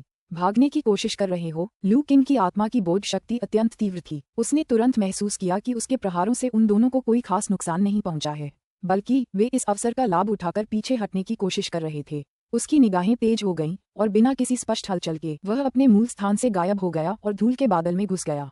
अगले ही पल ब्लेड की रोशनी फिर से चमक उठी, धूल भी उसे छुपा नहीं सकी। 2 चीखें गूंजी, उसके बाद सन्नाटा छा गया। जब धूल छंट गई तो लिन झिरुई ने टूटी हुई दीवार के बाहर 2 काली आकृतियों को पड़ा हुआ देखा। उनके सिर उनके शरीर से अलग हो गए थे, वे निस्संदेह मृत थे। आंगन की ओर पीछे मुड़कर देखने पर बूढ़े डॉक्टर के सामने 2 अन्य आकृतियां भी लेटी हुई थीं। दोनों के माथे पर तलवार के निशान थे। ये स्पष्ट था कि तलवार की ऊर्जा उनके भौहों के एक्यू पॉइंट्स को भेदकर उनकी मृत्यु का कारण बनी। भाई लू किंग, क्या हुआ? इस समय मागो और अन्य लोग कमरे से बाहर भागे। आंगन का दृश्य और बूढ़े डॉक्टर के पैरों के पास पड़े शवों को देखकर वे स्तब्ध रह गए। कुछ नहीं, कुछ बदमाशों ने चुपके से घुसकर हमारी हत्या करने की कोशिश की, लेकिन मैंने और मेरे गुरु ने उनसे निपट लिया है, लू किंग ने संक्षेप में बताया। फिर दोनों आकृतियों पर बची हुई तलवार की ऊर्जा को महसूस किया। वह प्रशंसा करने से खुद को रोक नहीं सका और बोला, गुरुजी, पवित्र कुंड को समझने के बाद आपकी तलवारबाजी और भी अधिक प्रभावशाली हो गई है। लिन झिरुई ने सहमति में सिर हिलाया। वह लू किंग की काली आकृतियों से लड़ाई देखने में इतना मग्न था कि उसने ध्यान ही नहीं दिया कि बूढ़े डॉक्टर ने दुश्मनों से कैसे निपटा था। उसे याद आया कि बूढ़े डॉक्टर ने कुछ समय पहले पवित्र पर्वत पर तलवार की भयानक ऊर्जा का क्षेत्र कैसे फैलाया था, और उसे एहसास हुआ कि इस वरिष्ठ व्यक्ति की तलवारबाजी की महारत शायद एक अथाह स्तर तक पहुंच गई थी। पवित्र कुंड वास्तव में गहन है और इससे व्यक्ति की समझ में बहुत वृद्धि हो सकती है। भविष्य में जब आप पूर्व स्वर्गीय लोक में प्रवेश करेंगे तो आपको इसे समझने का भी प्रयास करना चाहिए। बूढ़े चिकित्सक मुस्कुराए। अगर मुझे मौका मिला तो मैं निश्चित रूप से इसका अनुभव करना चाहूंगी। असाधारण क्षमताओं से संपन्न होने के बावजूद लू किंग को ऐसे चमत्कारी स्थानों में बहुत रुचि थी जो किसी की समझ को शून्य से ही बढ़ा सकते थे। हालांकि लिन झिरुई बूढ़े डॉक्टर की बातों से बहुत प्रभावित हुआ। उसके अनुसार लू किंग अभी भी प्रसवोत्तर स्तर पर था। क्या ये संभव है कि उसने केवल प्रसवोत्तर स्तर की साधना से ही शुवानकोंग पर्वत के ग्रैंड मास्टर जुवान नू को गंभीर रूप से घायल कर दिया हो? लिन झिरुई का मन अकल्पनीय सदमे से भर गया था। वह समझ नहीं पा रहा था कि लू किंग ने जन्मोत्तर अवस्था में रहते हुए ही इतनी भयानक शक्ति कैसे प्राप्त कर ली थी जो पूर्व दिव्य अवस्था के बराबर थी। श्री झिरुई, क्या आप इन लोगों के मूल के बारे में जानते हैं? लू किंग ने अपनी तलवार का इस्तेमाल करते हुए आंगन में पड़े शवों में से एक के ऊपर से काला मुखौटा हटाया, जिससे एक साधारण अधेड़ उम्र के व्यक्ति का चेहरा सामने आया। हालांकि वह इन लोगों की पहचान का गुप्त रूप से पता लगाने के लिए अपनी क्षमताओं का पहले ही उपयोग कर चुका था, फिर भी वह लिन झिरुई की राय सुनना चाहता था। लिन झिरुई ने कुछ देर तक उनका ध्यानपूर्वक निरीक्षण किया और फिर सिर हिलाते हुए कहा, मेरी अज्ञानता के लिए क्षमा करें, लेकिन मैंने इन लोगों को पहले कभी नहीं देखा। मैंने जिन भी फाइलों की समीक्षा की है उनमें इनका कोई रिकॉर्ड नहीं है। उन्हें भी यह अजीब लगा। इतनी असाधारण क्षमताओं के साथ इनमें से प्रत्येक व्यक्ति कम से कम पूर्व दिव्य स्तर का था। तियानजी टावर के पास तो इनके रिकॉर्ड होने चाहिए थे। अगर मैं गलत नहीं हूँ तो ये लोग वुजियान टावर से होने चाहिए। इसी समय बाहर से एक आवाज आई और तियानजी टावर के स्वामी धीरे धीरे अंदर आए। गुरुजी, लिन जिरुई ने जल्दी से आगे बढ़कर उनका अभिवादन किया। टावर मास्टर, क्या आप इन लोगों के मूल के बारे में जानते हैं? तियानजी टावर मास्टर के इस तरह प्रकट होने पर लू किंग को आश्चर्य नहीं हुआ। अभी अभी हुए युद्ध ने काफी हलचल मचा दी थी। अगर तियानजी टावर के मास्टर जैसे शक्तिशाली व्यक्ति ने इसे न देखा हो तो यह अजीब बात होगी। मैं देर से आया, कृपया मुझे क्षमा करें। तियानजी टावर के मास्टर ने क्षमा मांगते हुए कहा, ये लोग वाकई छिपने में माहिर हैं। मैं भी धोखा खा गया और इनकी मौजूदगी का पता ही नहीं चला। कोई बात नहीं, वे बस कुछ बदमाश थे, टावर मास्टर को परेशान करने लायक नहीं थे। हम उनसे खुद निपट लेंगे। लू किंग मुस्कुराया, ये लोग महज बदमाश नहीं हैं। तियानजी टावर के मास्टर ने अपने हाथ में तलवार की ऊर्जा का संघनन किया और एक शव के कपड़ों को चीरते हुए उसकी छाती पर बने एक विचित्र टैटू को उजागर किया। टैटू देखकर उसने राहत की सांस ली और कहा, जैसा कि उम्मीद थी, ये वुजियान टावर से हैं। मैंने कभी सोचा भी नहीं था कि यह खौफनाक संगठन अभी भी मौजूद है। गुरुजी, वुजियान टावर क्या है? मैंने इससे पहले कभी ऐसे संप्रदाय के बारे में नहीं सुना। लिन जिरुई ने पूछा। बेशक, आपने इसके बारे में नहीं सुना होगा क्योंकि यह संप्रदाय सैकड़ों साल पहले लुप्त हो गया था। मुझे लगा था कि यह पूरी तरह से नष्ट हो गया है और कभी वापस नहीं आएगा, लेकिन लगता है कि यह कहीं छिपकर मौजूद है। तियानजी टावर के मास्टर ने आह भरी। वुजियान टावर एक खूंखार हत्यारा संगठन था जो 400 साल पहले अचानक अस्तित्व में आया, लेकिन इसका उदय बहुत तेजी से हुआ और अपने चरम पर इसने सेवन किल टावर को भी पीछे छोड़ दिया। सेवन किल टावर से भी ज्यादा शक्तिशाली? लिन जिरुई दंग रह गई। ये जानना जरूरी है कि सेवन किल टावर आज सबसे शक्तिशाली हत्यारा संप्रदाय है, जिसकी ताकत इतनी जबरदस्त है कि झोंक के कई संप्रदाय भी इससे बचते हैं। लेकिन क्या यह वुजियान टावर सेवन किल टावर से भी अधिक शक्तिशाली हो सकता है? ये कितना ताकतवर रहा होगा? हाँ, हालांकि सेवन किल टावर एक प्राचीन संप्रदाय है जिसकी एक लंबी विरासत है, लेकिन वुजियान टावर के उदय के दौरान हजारों वर्षों के इतिहास वाले इस प्राचीन हत्यारे संप्रदाय भी हत्या की तकनीकों में इसका मुकाबला नहीं कर सके। हत्यारों के दो गुटों के बीच एक बार ये तय करने के लिए आमना सामना हुआ था कि हत्यारों की दुनिया पर किसका वर्चस्व होगा। दोनों पक्षों ने हत्या की तकनीकों में प्रतिस्पर्धा करने के लिए 10-10 पूर्व दिव्य हत्यारे और 10-10 जन्म के बाद के हत्यारे भेजे। सेवन किल टावर के लिए यह एक करारी हार साबित हुई। 20 मैचों में से सेवन किल टावर 17 हार गया और प्रतियोगिता के दौरान उसके 15 शिष्य मारे गए। उस प्रतियोगिता के बाद सेवन किल टावर था बुरी तरह कमजोर हो जाने के कारण उसे शीर्ष हत्यारे संप्रदाय बनने की प्रतियोगिता से हटना पड़ा। तब से वुजियान टावर की शक्ति और भी अधिक बढ़ गई और अपने चरम पर पहुंच गई। अगर वुजियान टावर इतना शक्तिशाली था तो हमने इसके बारे में कभी क्यों नहीं सुना? लिन जिरुई ने पूछा। क्योंकि वुजियान टावर हद से ज्यादा आगे बढ़ गया था, तियानजी टावर के मास्टर ने जटिल भावों के साथ कहा। ये संप्रदाय अपने शुरुआती दिनों में ही काफी हद तक पागल था। नैतिक परिणामों की परवाह किए बिना कोई भी काम स्वीकार कर लेता था और इसने कई क्रूर कृत्य किए। सेवन किल टावर को हराने और नंबर 1 हत्यारा संप्रदाय बनने के बाद इसकी शक्ति और भी बढ़ गई, लेकिन अपनी उपलब्धियों को मजबूत करने के बजाय ये और भी अधिक लापरवाह हो गया। उनकी हत्या की गतिविधियां दिन प्रतिदिन और भी अधिक हिंसक होती गईं और वे किसी भी प्रकार का कार्य स्वीकार करने लगे, चाहे वह कितना भी अनैतिक क्यों न हो। वे शिशुओं की भी हत्या कर देते थे। उन्होंने अन्य संप्रदायों के कई शिष्यों की भी हत्या कर दी और कभी कभी अपने मिशन को पूरा करने के लिए सबसे चरम उपायों का भी इस्तेमाल किया। उन्होंने एक व्यक्ति को मारने के लिए पूरे शहर को जहर से भर दिया। इस कृत्य ने स्वर्ग और पृथ्वी दोनों को क्रोधित कर दिया। ये सुनकर सभी को ठंडक सी महसूस हुई। मागो ने बोले बिना नहीं रह सकी, क्या वुजियान टावर पागल हो गया था? अन्य संप्रदाय ऐसे कृत्यों को कैसे सहन कर सकते हैं? इसीलिए वे बाद में गायब हो गए, तियानजी टावर के मास्टर ने कहा। वुजियान टावर द्वारा की गई निर्मम और अंधाधुंध हत्याएं जो राक्षसी व्यवहार की सीमा तक पहुंचती हैं, स्वाभाविक रूप से अन्य संप्रदायों द्वारा सहन नहीं की जा सकती थीं। इसलिए पवित्र पर्वत के नेतृत्व में दुनिया के प्रमुख संप्रदायों ने वुजियान टावर के खिलाफ एक धर्मयुद्ध शुरू किया। हालांकि वुजियान टावर मजबूत था, लेकिन वह दुनिया की संयुक्त शक्तियों का सामना नहीं कर सका। वर्षों के नरसंहार के बाद वुजियान टावर को जड़ से उखाड़ दिया गया, यहाँ तक कि उनका सबसे गुप्त मुख्यालय भी नष्ट कर दिया गया और उनके सभी शिष्यों का नरसंहार कर दिया गया। इस संप्रदाय का पुनर्तः सफाया सुनिश्चित करने के लिए प्रमुख संप्रदायों ने बाद में वुजियान टावर के बारे में सभी जानकारी को सील कर दिया, जिससे इस दुष्ट संप्रदाय को इतिहास में दफना दिया गया। मुझे लगा था कि वुजियान टावर पूरी तरह से नष्ट हो चुका है, लेकिन मैंने कभी उम्मीद नहीं की थी कि इसके अवशेष अभी भी मौजूद होंगे और मौजूदा हालात को देखते हुए लगता है कि वे फिर से मजबूत हो गए हैं। तियानजी टावर के मास्टर ने शवों को देखा। उनका चेहरा जटिल था, सदमे और अनिश्चितता दोनों से भरा हुआ था। गुरुजी, आपने कहा था कि वुजियान टावर सैकड़ों साल पहले गायब हो गया था। आप इतने आश्वस्त कैसे हो सकते हैं कि ये लोग वुजियान टावर के शिष्य हैं? लिन जिरुई ने पूछा। इनकी छाती पर बने टैटू को देखो। तियानजी टावर के मास्टर ने उन कपड़ों की ओर इशारा किया जिन्हें उन्होंने पहले काटकर खोला था। ये टैटू वुजियान टावर का अनूठा चिन्ह है। ऐसा कहा जाता है कि यह टैटू एक गुप्त तकनीक भी है जिसमें एक भयानक दवा का इस्तेमाल किया जाता है। जब वुजियान टावर का कोई शिष्य किसी विकट परिस्थिति में होता है तो वह एक गुप्त विधि से टैटू में मौजूद औषधि को सक्रिय कर सकता है। इससे थोड़े ही समय में उनकी ताकत 10 गुना बढ़ जाएगी। हालांकि इस गुप्त तकनीक का उपयोग केवल एक बार ही किया जा सकता है, क्योंकि इसके बाद उपयोगकर्ता पूरी तरह से थक जाएगा और उसकी मृत्यु हो जाएगी।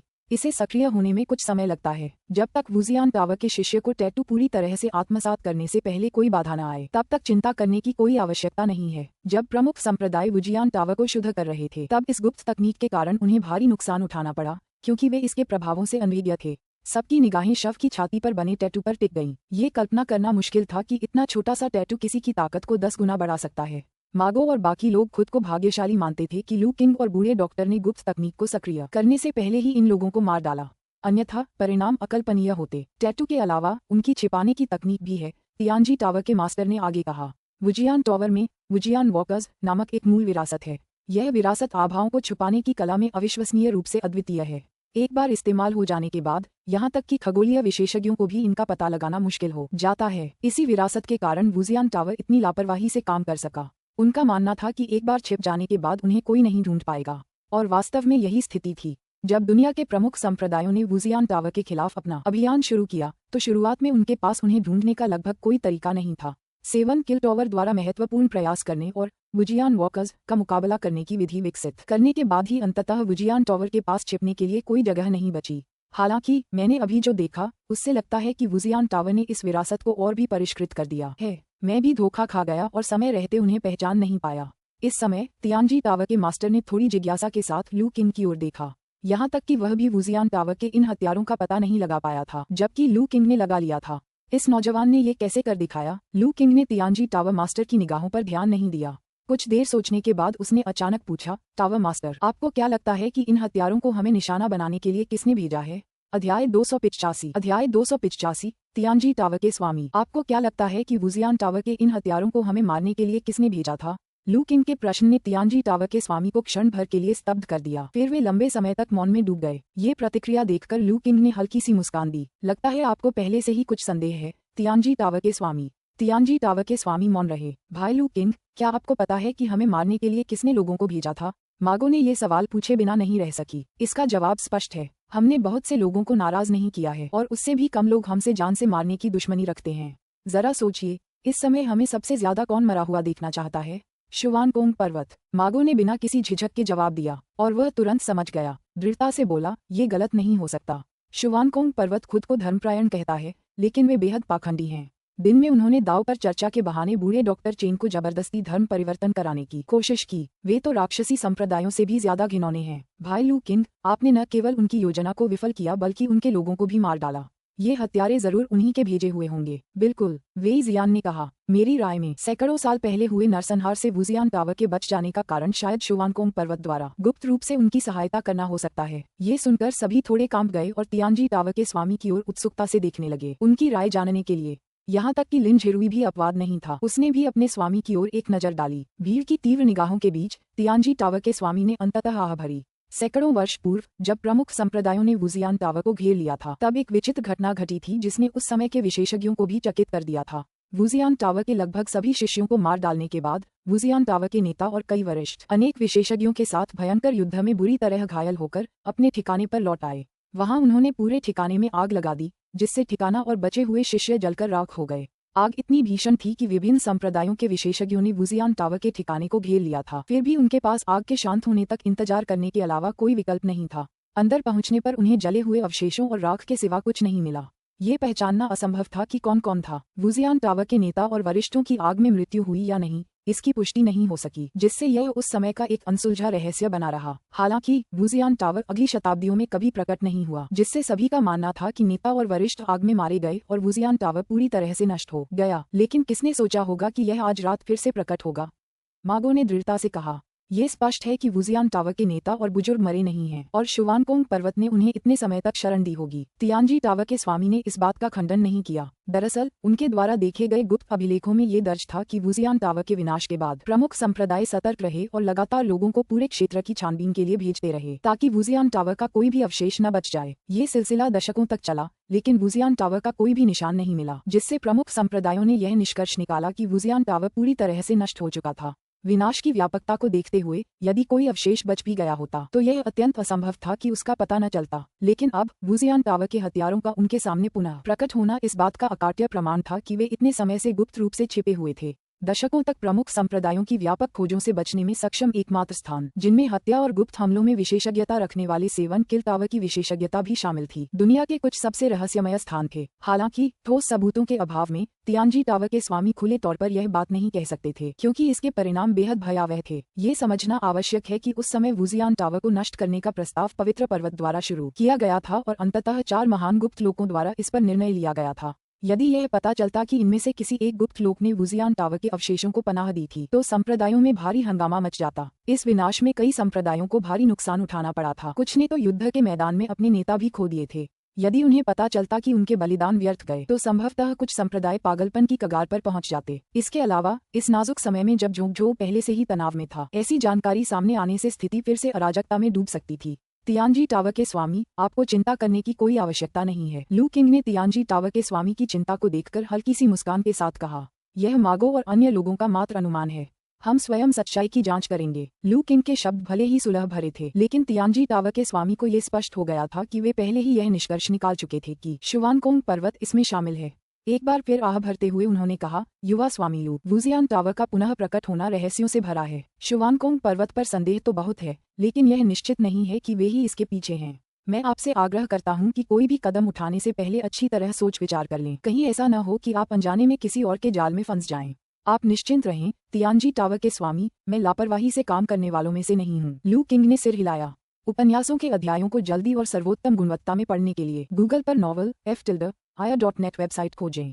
यह अच्छी बात है, तियानजी टावर के स्वामी ने सिर हिलाकर जवाब दिया।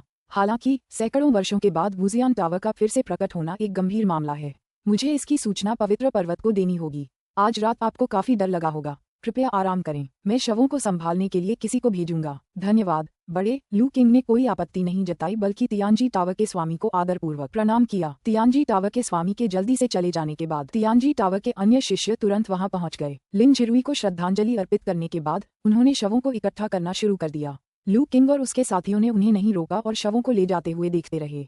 श्री झिरुई, आप क्या सोच रहे हैं? तियानजी टावर के शिष्यों के शवों के साथ चले जाने के बाद लू किंग ने देखा कि लिन झिरुई सोच में डूबे हुए लग रहे थे और उन्होंने पूछा, मैं सोच रहा हूँ, अगर यह पुष्टि हो जाती है कि आज रात की घटनाओं के पीछे शुवानकोंग पर्वत का हाथ है, तो आप क्या करेंगे? युवा स्वामी लू, मैं क्या करूँ? वे शक्तिशाली हैं और हम तो बस मामूली लोग हैं। दूर रहने के अलावा हम और क्या कर सकते हैं? लू किंग ने शांत भाव से उत्तर दिया, अगर तुम्हें छोटा समझा जाए तो शायद इस दुनिया में कोई भी ऐसा व्यक्ति नहीं है जिसे बड़ा कहा जा सके। लिन झिरुई ने मन ही मन सोचा, भला कौन सा छोटा व्यक्ति शुवानकोंग पर्वत के शिष्य को मारकर बिना किसी चोट के बच सकता है? और तो और कौन शुवानकोंग पर्वत के उस शिष्य को गंभीर रूप से घायल कर सकता है जो दिव्य लोक के शिखर पर पहुंच चुका है? हालांकि लिन झिरुई जानता था कि लू किंग की बातें महज बहाना थीं। लू किंग के बारे में जितना वह जानता था, उससे यही लगता था कि वह खतरे से पीछे हटने वाला व्यक्ति नहीं था। जब लू किंग केवल टेंडन्स एंड बोन्स क्षेत्र में था, तब भी उसने एक मार्शल ग्रैंडमास्टर को चुनौती देने का साहस किया था। शुवानकोंग पर्वत चाहे कितना भी शक्तिशाली क्यों न हो, उससे डरने की संभावना नहीं थी। अन्यथा वह उस शुवानकोंग पर्वत के शिष्य को दिन दहाड़े नहीं मारता। जाहिर है, लिन झिरुई ने लू किंग को मनाने की कोशिश नहीं की। उनकी साधना के स्तर पर उनका स्वभाव अत्यंत स्वतंत्र था और उनकी इच्छाशक्ति लोहे की तरह अटल थी। एक बार मन बना लेने पर वे दूसरों की बातों से आसानी से विचलित नहीं होते थे। शुवानकोंग पर्वत और लू किंग के बीच की दुश्मनी को देखते हुए ये स्पष्ट था कि यह मामला आसानी से सुलझने वाला नहीं था और निश्चित रूप से लिन झिरुई उसे समझाने बुझाने में कामयाब नहीं हो सकते थे। इसलिए जब लिन झिरुई ने विदा ली तो उन्होंने आगे कुछ नहीं कहा। लिन झिरुई के अपने आंगन में लौटने के कुछ ही समय बाद पवित्र शहर के एक अन्य हिस्से में भयावह आभा वाले कुछ रहस्यमयी लोग एक घर में इकट्ठा हुए और चुपचाप अपने सामने पड़ी कई टूटी हुई जेड की पट्टियों को घूर रहे थे। कुछ देर बाद उन आकृतियों में से एक ने कर्कश आवाज में कहा, उनके जीवन के प्रतीक चकनाचूर हो गए हैं। वे सब मर चुके हैं। वे इतनी जल्दी असफल कैसे हो सकते हैं? वे तो अभी अभी अंदर गए थे, है ना? एक अन्य व्यक्ति ने अविश्वास भरे स्वर में पूछा। प्रारंभिक दिव्य क्षेत्र में 4 शिष्य शिखर के लगभग करीब पहुंच चुके थे, सभी मारे गए। क्या उनका निशाना कुछ जन्मोत्तर क्षेत्र के साधक और एक दिव्य क्षेत्र के शिखर पर मौजूद साधक नहीं थे, या फिर तियानजी टावर के उस बूढ़े व्यक्ति ने हस्तक्षेप किया? एक अन्य व्यक्ति ने पूछा। ये बात समझ में नहीं आती। अगर उस बूढ़े ने दखल भी दिया होता तो भी उसे परम मृत्यु की उपस्थिति का पता नहीं चलना चाहिए था। कर्कश आवाज ने ठंडे लहजे में जवाब दिया, कारण चाहे जो भी हो, ये स्पष्ट है कि हमें शुवानकोंग पर्वत के भिक्षुओं ने फंसाया है। उन्होंने जो जानकारी दी वह अधूरी थी। मुझे पता था कि वे गंजे भिक्षु इतने दयालु नहीं थे। उनकी हिम्मत कैसे हुई हमें कार्रवाई करने देने की और फिर हमें मौत के मुंह में भेजने की? एक आकृति ने क्रोध से कहा। तो अब हम क्या करें? पूर्व स्वर्गीय लोक में शिष्य असफल रहे, क्या हमें मिशन जारी रखना चाहिए? जरूर, हम आगे बढ़ेंगे। या फिर तुम शुवानकोंग पर्वत के आदेशों का उल्लंघन करना चाहते हो? ये शब्द सुनते ही सभी लोग कांप उठे। हालांकि वे शुवानकोंग पर्वत को कोसते थे, लेकिन वे जानते थे कि वह संप्रदाय कितना भयानक था, एक अजेय शक्ति। तैयार हो जाओ, हम थोड़ी देर इंतजार करेंगे, फिर हम खुद कार्रवाई करेंगे। निशाने पर मौजूद लोग इसकी उम्मीद नहीं करेंगे। पहले हत्या के प्रयास के बाद हमें फिर से हमला करने के लिए कहो, कर्कश आवाज ने ठंडे लहजे में आदेश दिया। क्या सच में? बाहर से अचानक एक आवाज गूंजी। लेकिन क्या तुमने सोचा है कि तुम रात भर जीवित रह पाओगे या नहीं? वहाँ कौन है? घर में मौजूद लोग बेहद हैरान थे। उन्होंने कभी सोचा भी नहीं था कि हत्या के उस्तादों तक कोई चुपके से पहुंच जाएगा। घुसपैठिए की छुपकर आने की तकनीकें वाकई खौफनाक थीं। बूम! घर के अंदर मौजूद लोगों में अफरा तफरी मच गई और खिड़कियां और दरवाजे अचानक फट गए। अदम्य शक्ति लिए कई ठंडी किरणें उनकी ओर तेजी से बढ़ीं। बच जाओ! हालांकि हमला अचानक हुआ था, लेकिन अंदर मौजूद लोग अनुभवहीन नहीं थे। वे तुरंत अलग अलग दिशाओं में भाग गए। टकराना! भीषण टक्कर के कारण घर तहस नहस हो गया, दीवारें चकनाचूर हो गईं। एक व्यक्ति अभी बाहर निकला ही था कि उसने अपने सामने एक चमकदार तलवार की रोशनी देखी। कैसे? सामने किसी के होने का एहसास न होने के कारण उस आकृति की आंखें सदमे से चौड़ी हो गईं। लेकिन जब तक उसने तलवार की रोशनी देखी, तब तक बहुत देर हो चुकी थी।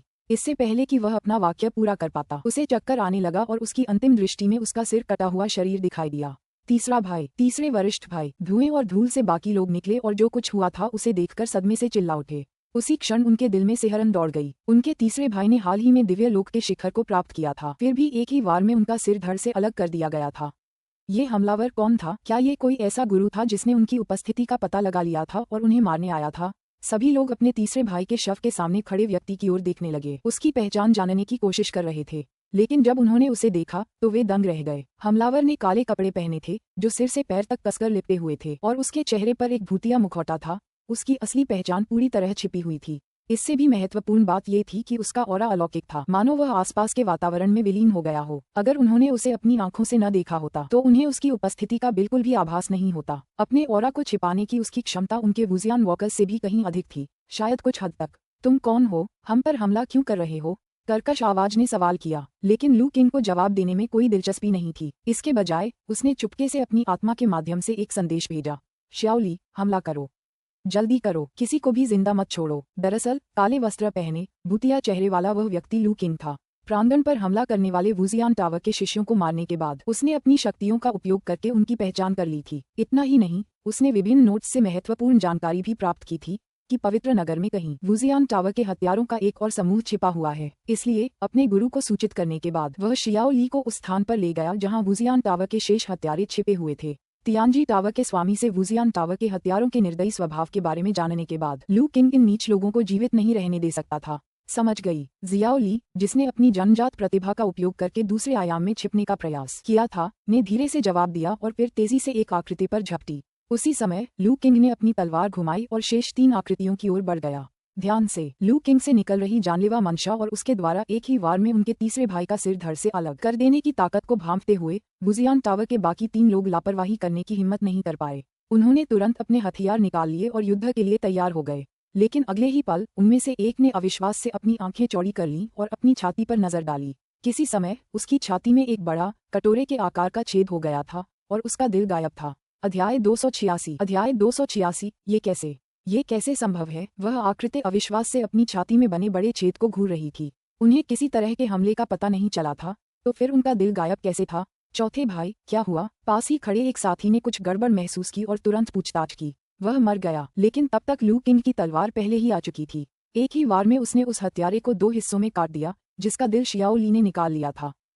चौथा भाई, अपने साथी को मरा हुआ और उसकी छाती में खून से लथपथ छेद देखकर शेष 2 हत्यारे तुरंत क्रोध और भय से भर गए। उसी समय उनके दिलों में एक अजीब सी सिहरन दौड़ गई।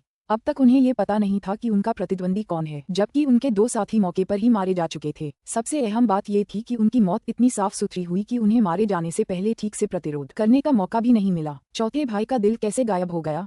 उनके सामने वाला व्यक्ति तो उनके पास आया तक नहीं था। बचे हुए दोनों हत्यारे जैसे जैसे इसके बारे में सोचते गए, उनका डर बढ़ता गया।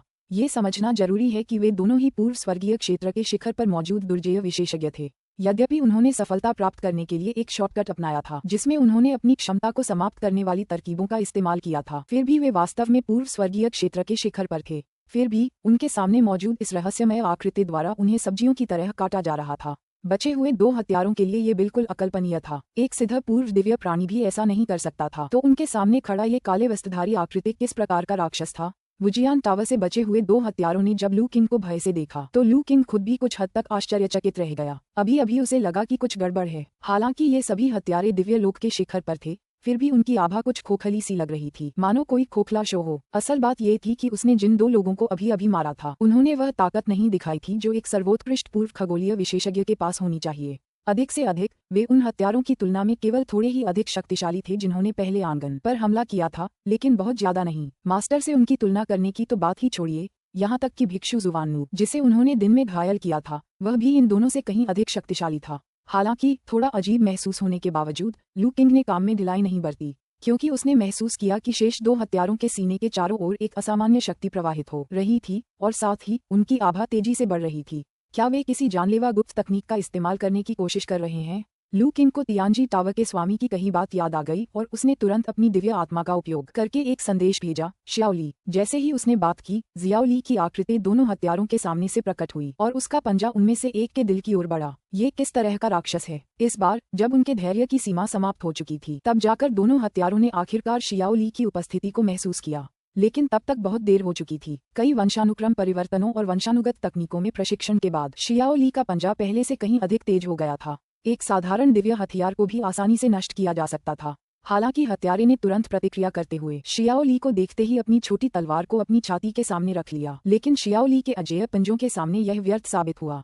ठंडी रोशनी की एक चमक के साथ हत्यारे की दिव्य छोटी तलवार पलक झपकते ही शियाओली के पंजे से 2 टुकड़ों में कट गई, जो फिर उसकी छाती में घुस गई। जैसे ही शियाओली ने उसका दिल छीन लिया, हत्यारे का शरीर अकड़ गया, उसकी आंखों में असीम भय भर गया, क्योंकि अगले ही पल लू किंग की तलवार उसकी आंखों के सामने थी और एक ही झटके में उसका सिर काट दिया। दूसरा हत्यारा, जो अभी भी अपनी गुप्त तकनीक को सक्रिय करने की प्रक्रिया में था, ने अपने आखिरी साथी को अपनी आंखों के सामने मरते देखा और पूरी तरह से टूट गया। किसी भी चीज की परवाह किए बिना, भले ही गुप्त तकनीक अभी आधी ही पूरी हुई थी, उसने अपनी पूरी ताकत जुटा ली और लू किंग पर हमला करते हुए अपनी तलवार से वार किया, क्योंकि उसे डर था कि अगर उसने अभी कार्रवाई नहीं की तो उसके पास कोई मौका ही नहीं बचेगा। हालांकि हत्यारे की तलवार पूरी तरह से बाहर निकलने से पहले ही उसे अपनी छाती में तेज दर्द महसूस हुआ और उसका पूरा शरीर जम गया। अपनी छाती पर नजर डालते हुए उसे वहां एक बड़ा छेद देखकर आश्चर्य नहीं हुआ।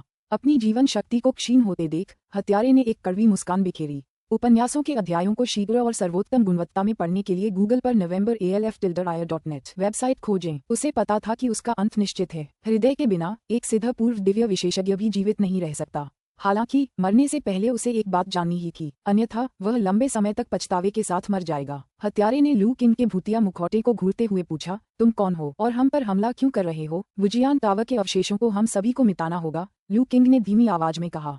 हत्यारे की आंखें अचानक चौड़ी हो गईं। सामने वाला पक्ष वाकई उनकी पहचान जानता था और खास तौर पर उन्हीं को मारने आया था। उसने और सवाल पूछने की इच्छा से अपना मुंह खोला, लेकिन लू किंग ने उसे अब और मौका नहीं दिया। अपनी तलवार के एक तेज वार से हत्यारे का सिर धड़ से अलग हो गया और कुछ अंतिम झटकों के बाद उसका शरीर जमीन पर गिर पड़ा।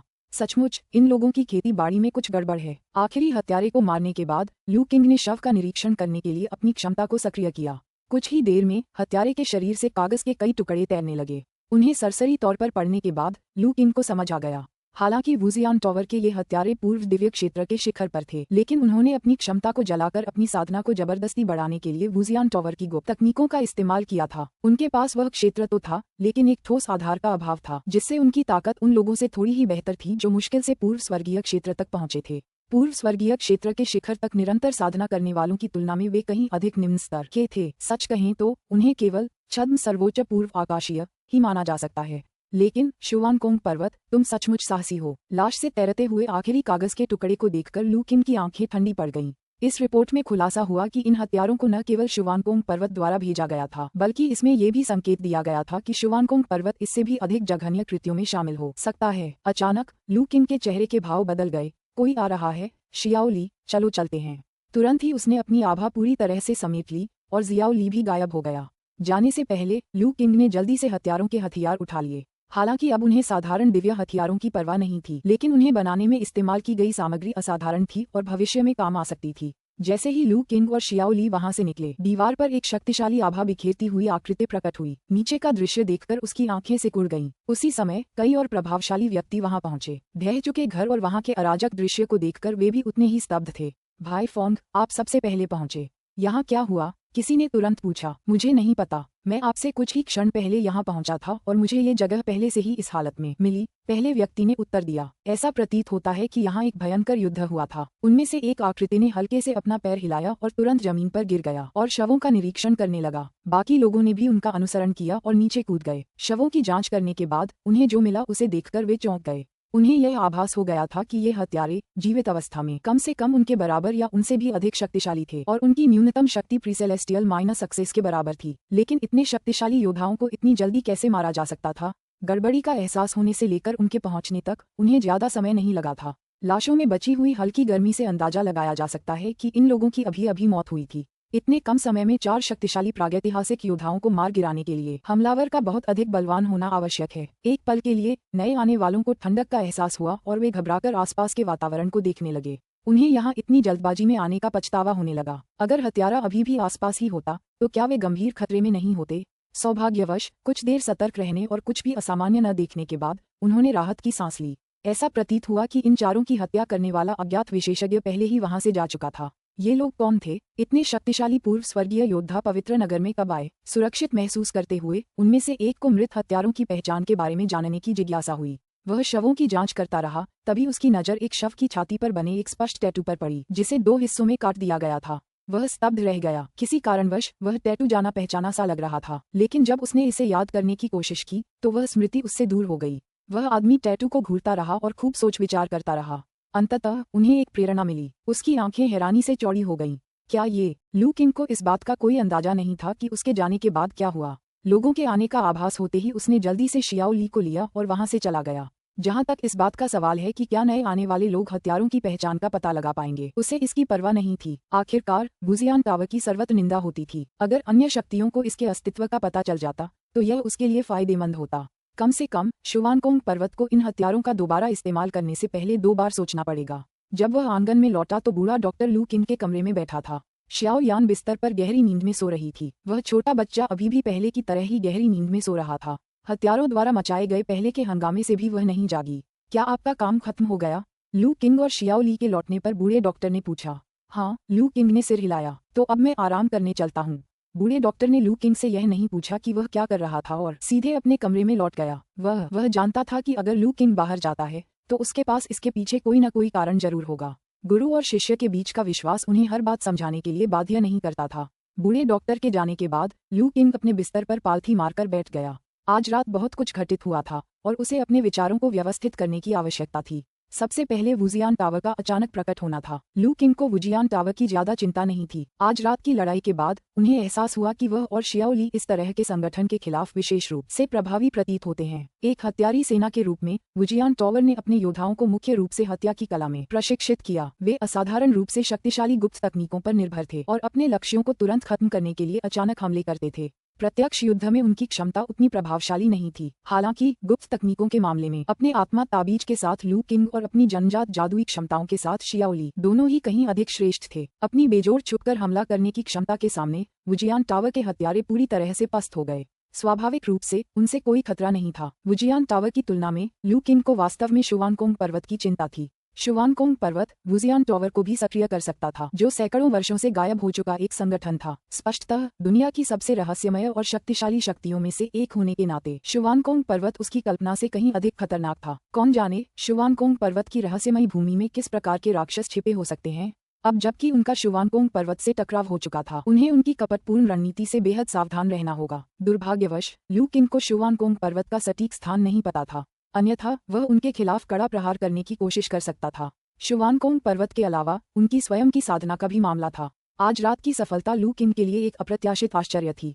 उन्हें इस बात का अंदाजा नहीं था कि जिस दिव्य लोक में प्रवेश करने का उनका लक्ष्य, जिसके बारे में उन्हें सबसे ज्यादा भरोसा था, उनकी अत्यधिक मजबूत नींव के कारण बाधित हो जाएगा। यद्यपि उसने अब सच्ची ऊर्जा का विकास कर लिया था और उसकी शक्ति नई ऊंचाइयों पर पहुंच गई थी, फिर भी उसने अभी तक एक दिव्य शरीर का निर्माण नहीं किया था और उसकी सच्ची ऊर्जा में आध्यात्मिकता का अंश नहीं था। उसके सार में कोई मौलिक परिवर्तन नहीं हुआ था। सबसे स्पष्ट संकेत ये था कि चूंकि वह अभी भी जन्म के बाद के लोक में था, इसलिए उसकी जीवन अवधि में वृद्धि नहीं हुई थी।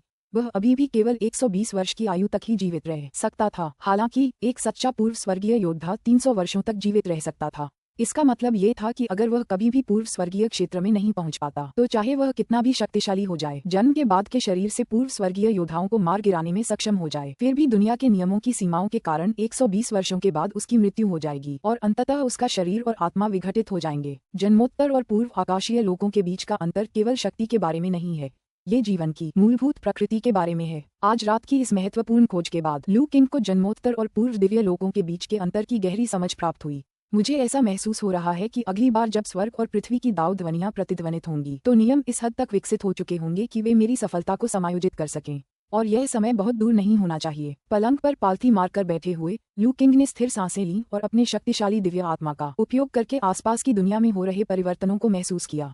हालांकि उन्होंने आधिकारिक तौर पर पूर्व दिव्य क्षेत्र में प्रवेश नहीं किया था, लेकिन सच्ची का अभ्यास करने से उनके शरीर को पोषण मिला था और उनकी आत्मा एक हद तक मजबूत हुई थी। यदि दिन के समय भी उसके पास इतनी ही ताकत होती जब उसने गंजे भिक्षु जुवानू पर प्रहार किया था तो परिणाम केवल एक गंभीर चोट नहीं होता। लू किंग को पूरा भरोसा था कि अगर जुवानू के पास कोई और मजबूत तुरुप का पत्ता न होता तो वह एक ही वार में भिक्षु के वज्र शरीर को तोड़कर उसे 2 टुकड़ों में काट सकता था। अध्याय 287 जब लू किंग खुद को व्यवस्थित कर रहा था, पवित्र शहर के भीतर एक भव्य इमारत में कई शक्तिशाली हस्तियां एकत्रित थीं। कमरे के बीचों बीच कई शव करीने से रखे हुए थे, जिनमें से प्रत्येक सफेद कपड़े से ढका हुआ था। कुलपति कियू, आपने हमें आधी रात को यहाँ क्यों इकट्ठा किया है? घुटनों तक लंबी भुजाओं वाले एक हटे कट्टे आदमी ने गहरी आवाज में पूछा। सब लोग इन लाशों को देखो, कुलपति कियू ने अपनी आस्तीन लहराते हुए कहा, और हवा के एक झोंके ने सफेद कपड़ों को उड़ा दिया, जिससे लाशों का पूरा रूप सामने आ गया। शवों की हालत देखकर सब लोग दंग रह गए। शव साबुत नहीं थे, न केवल उनके सिर धड़ से अलग कर दिए गए थे, बल्कि उनमें से 3 के सीने में बड़े बड़े छेद थे, जबकि आखिरी शव की हालत और भी भयावह थी, जिसे बीच से फाड़ दिया गया था। हालांकि ये झोंक के जाने माने मार्शल आर्ट विशेषज्ञ थे, जिन्होंने हर तरह के दृश्य देखे थे। हालांकि वे शुरू में इस भयावह दृश्य को देखकर चौंक गए, लेकिन उन्होंने जल्दी ही खुद को संभाल लिया। कुलपति कियू, ये लोग कौन हैं और आपने हमें यहाँ क्यों बुलाया है? इससे इनका क्या संबंध है? लंबे कद के व्यक्ति ने पूछना जारी रखा। क्या आप में से किसी को इन शवों में कुछ असामान्य दिखाई देता है? कुलपति कियू ने पूछा। अजीब, ये शव तो बेरहमी से मारे गए प्रतीत होते हैं, और क्या कारण हो सकता है? समूह ने शवों की बारीकी से जांच जारी रखी। जल्द ही उन्होंने एक वाकई असामान्य बात देखी। ये सभी शव पूर्व स्वर्गीय कौशलियों के थे। इसके अलावा उनकी साधना का स्तर भी वहां मौजूद लोगों से कमतर नहीं था। सभी के चेहरे गंभीर हो गए। 4 पूर्व आकाशीय विशेषज्ञ अचानक कहीं से प्रकट हुए और उनमें से किसी ने भी इन व्यक्तियों को नहीं पहचाना। इससे मिली जानकारी चिंताजनक थी, लेकिन बात यहीं खत्म नहीं हुई। सबके चेहरों पर उदासी देखकर कुलपति कियू ने एक शव की ओर इशारा किया। सब लोग इस लाश पर बने टैटू को देखो, क्या इसमें कुछ खास है? टैटू? सभी ने शव की ओर देखा। कुछ लोग अचंभित थे, लेकिन कुछ को वह कुछ जाना पहचाना सा लगा। जिन लोगों को ये परिचित लगा, उन्होंने एक पल के लिए सोचा और फिर अचानक उनके शरीर कांप उठे और उनकी आंखें सदमे से चौड़ी हो गईं। क्या ये टैटू हो सकता है? ऐसा लगता है कि एल्डर यू इस टैटू के मूल को पहचानते हैं, कुलपति कियू ने हल्की मुस्कान के साथ कहा। सचमुच, ये टैटू हमारे गुइयुआन संप्रदाय के प्राचीन ग्रंथों में दर्ज एक टैटू से काफी मिलता जुलता है, लेकिन ऐसा कैसे हो सकता है? क्या वह संप्रदाय बहुत पहले पूरी तरह से नष्ट नहीं हो गया था? एल्डर यू ने अविश्वास जताते हुए कहा। ये स्पष्ट है कि उस समय ये संप्रदाय पूरी तरह से नष्ट नहीं हुआ था। कुछ अवशेष अवश्य ही बचे होंगे, और सदियों के पुनर्जीवन के बाद वे पहले से कहीं अधिक शक्तिशाली होकर फिर से उभरे हैं, कुलपति कियू ने गंभीर भाव से कहा।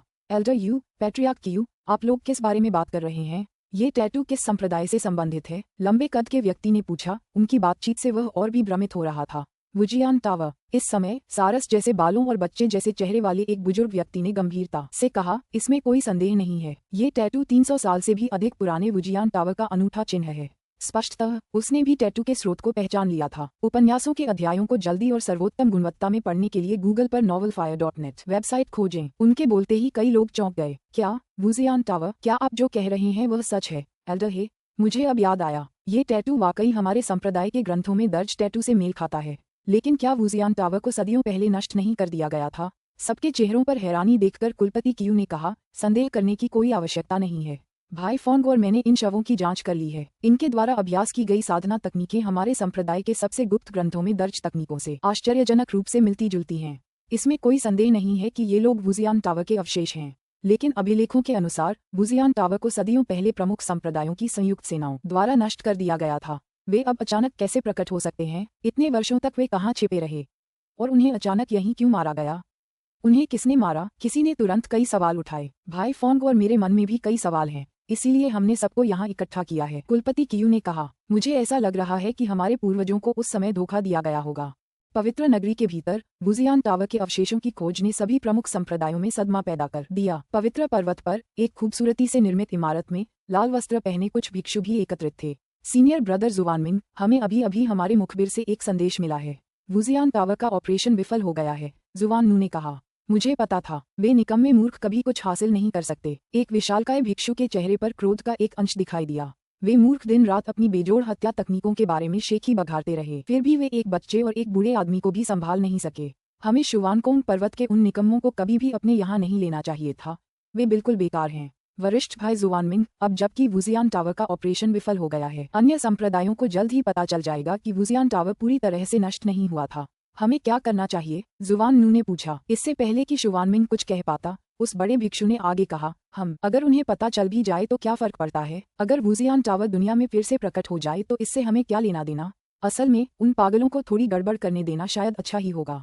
इस बार आपने खुद देख लिया है, बाहरी दुनिया बहुत लंबे समय से बहुत शांत रही है। हम इतने लंबे समय से गुप्त स्थानों में छिपे रहे हैं कि दुनिया हमारी शक्ति को लगभग भूल ही गई है।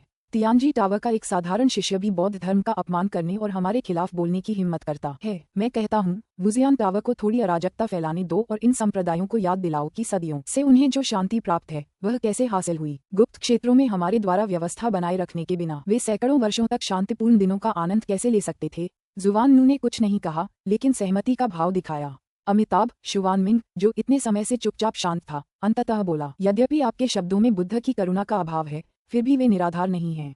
इस बार आप सभी को इसका अनुभव होना चाहिए था। हमारा शुवानकोंग पर्वत सदियों से संसार से छिपा हुआ है और परिणामस्वरूप संसार बुद्ध की शिक्षाओं के प्रकाश से वंचित हो गया है। इसमें बुद्ध के प्रति सम्मान का अभाव हो गया है।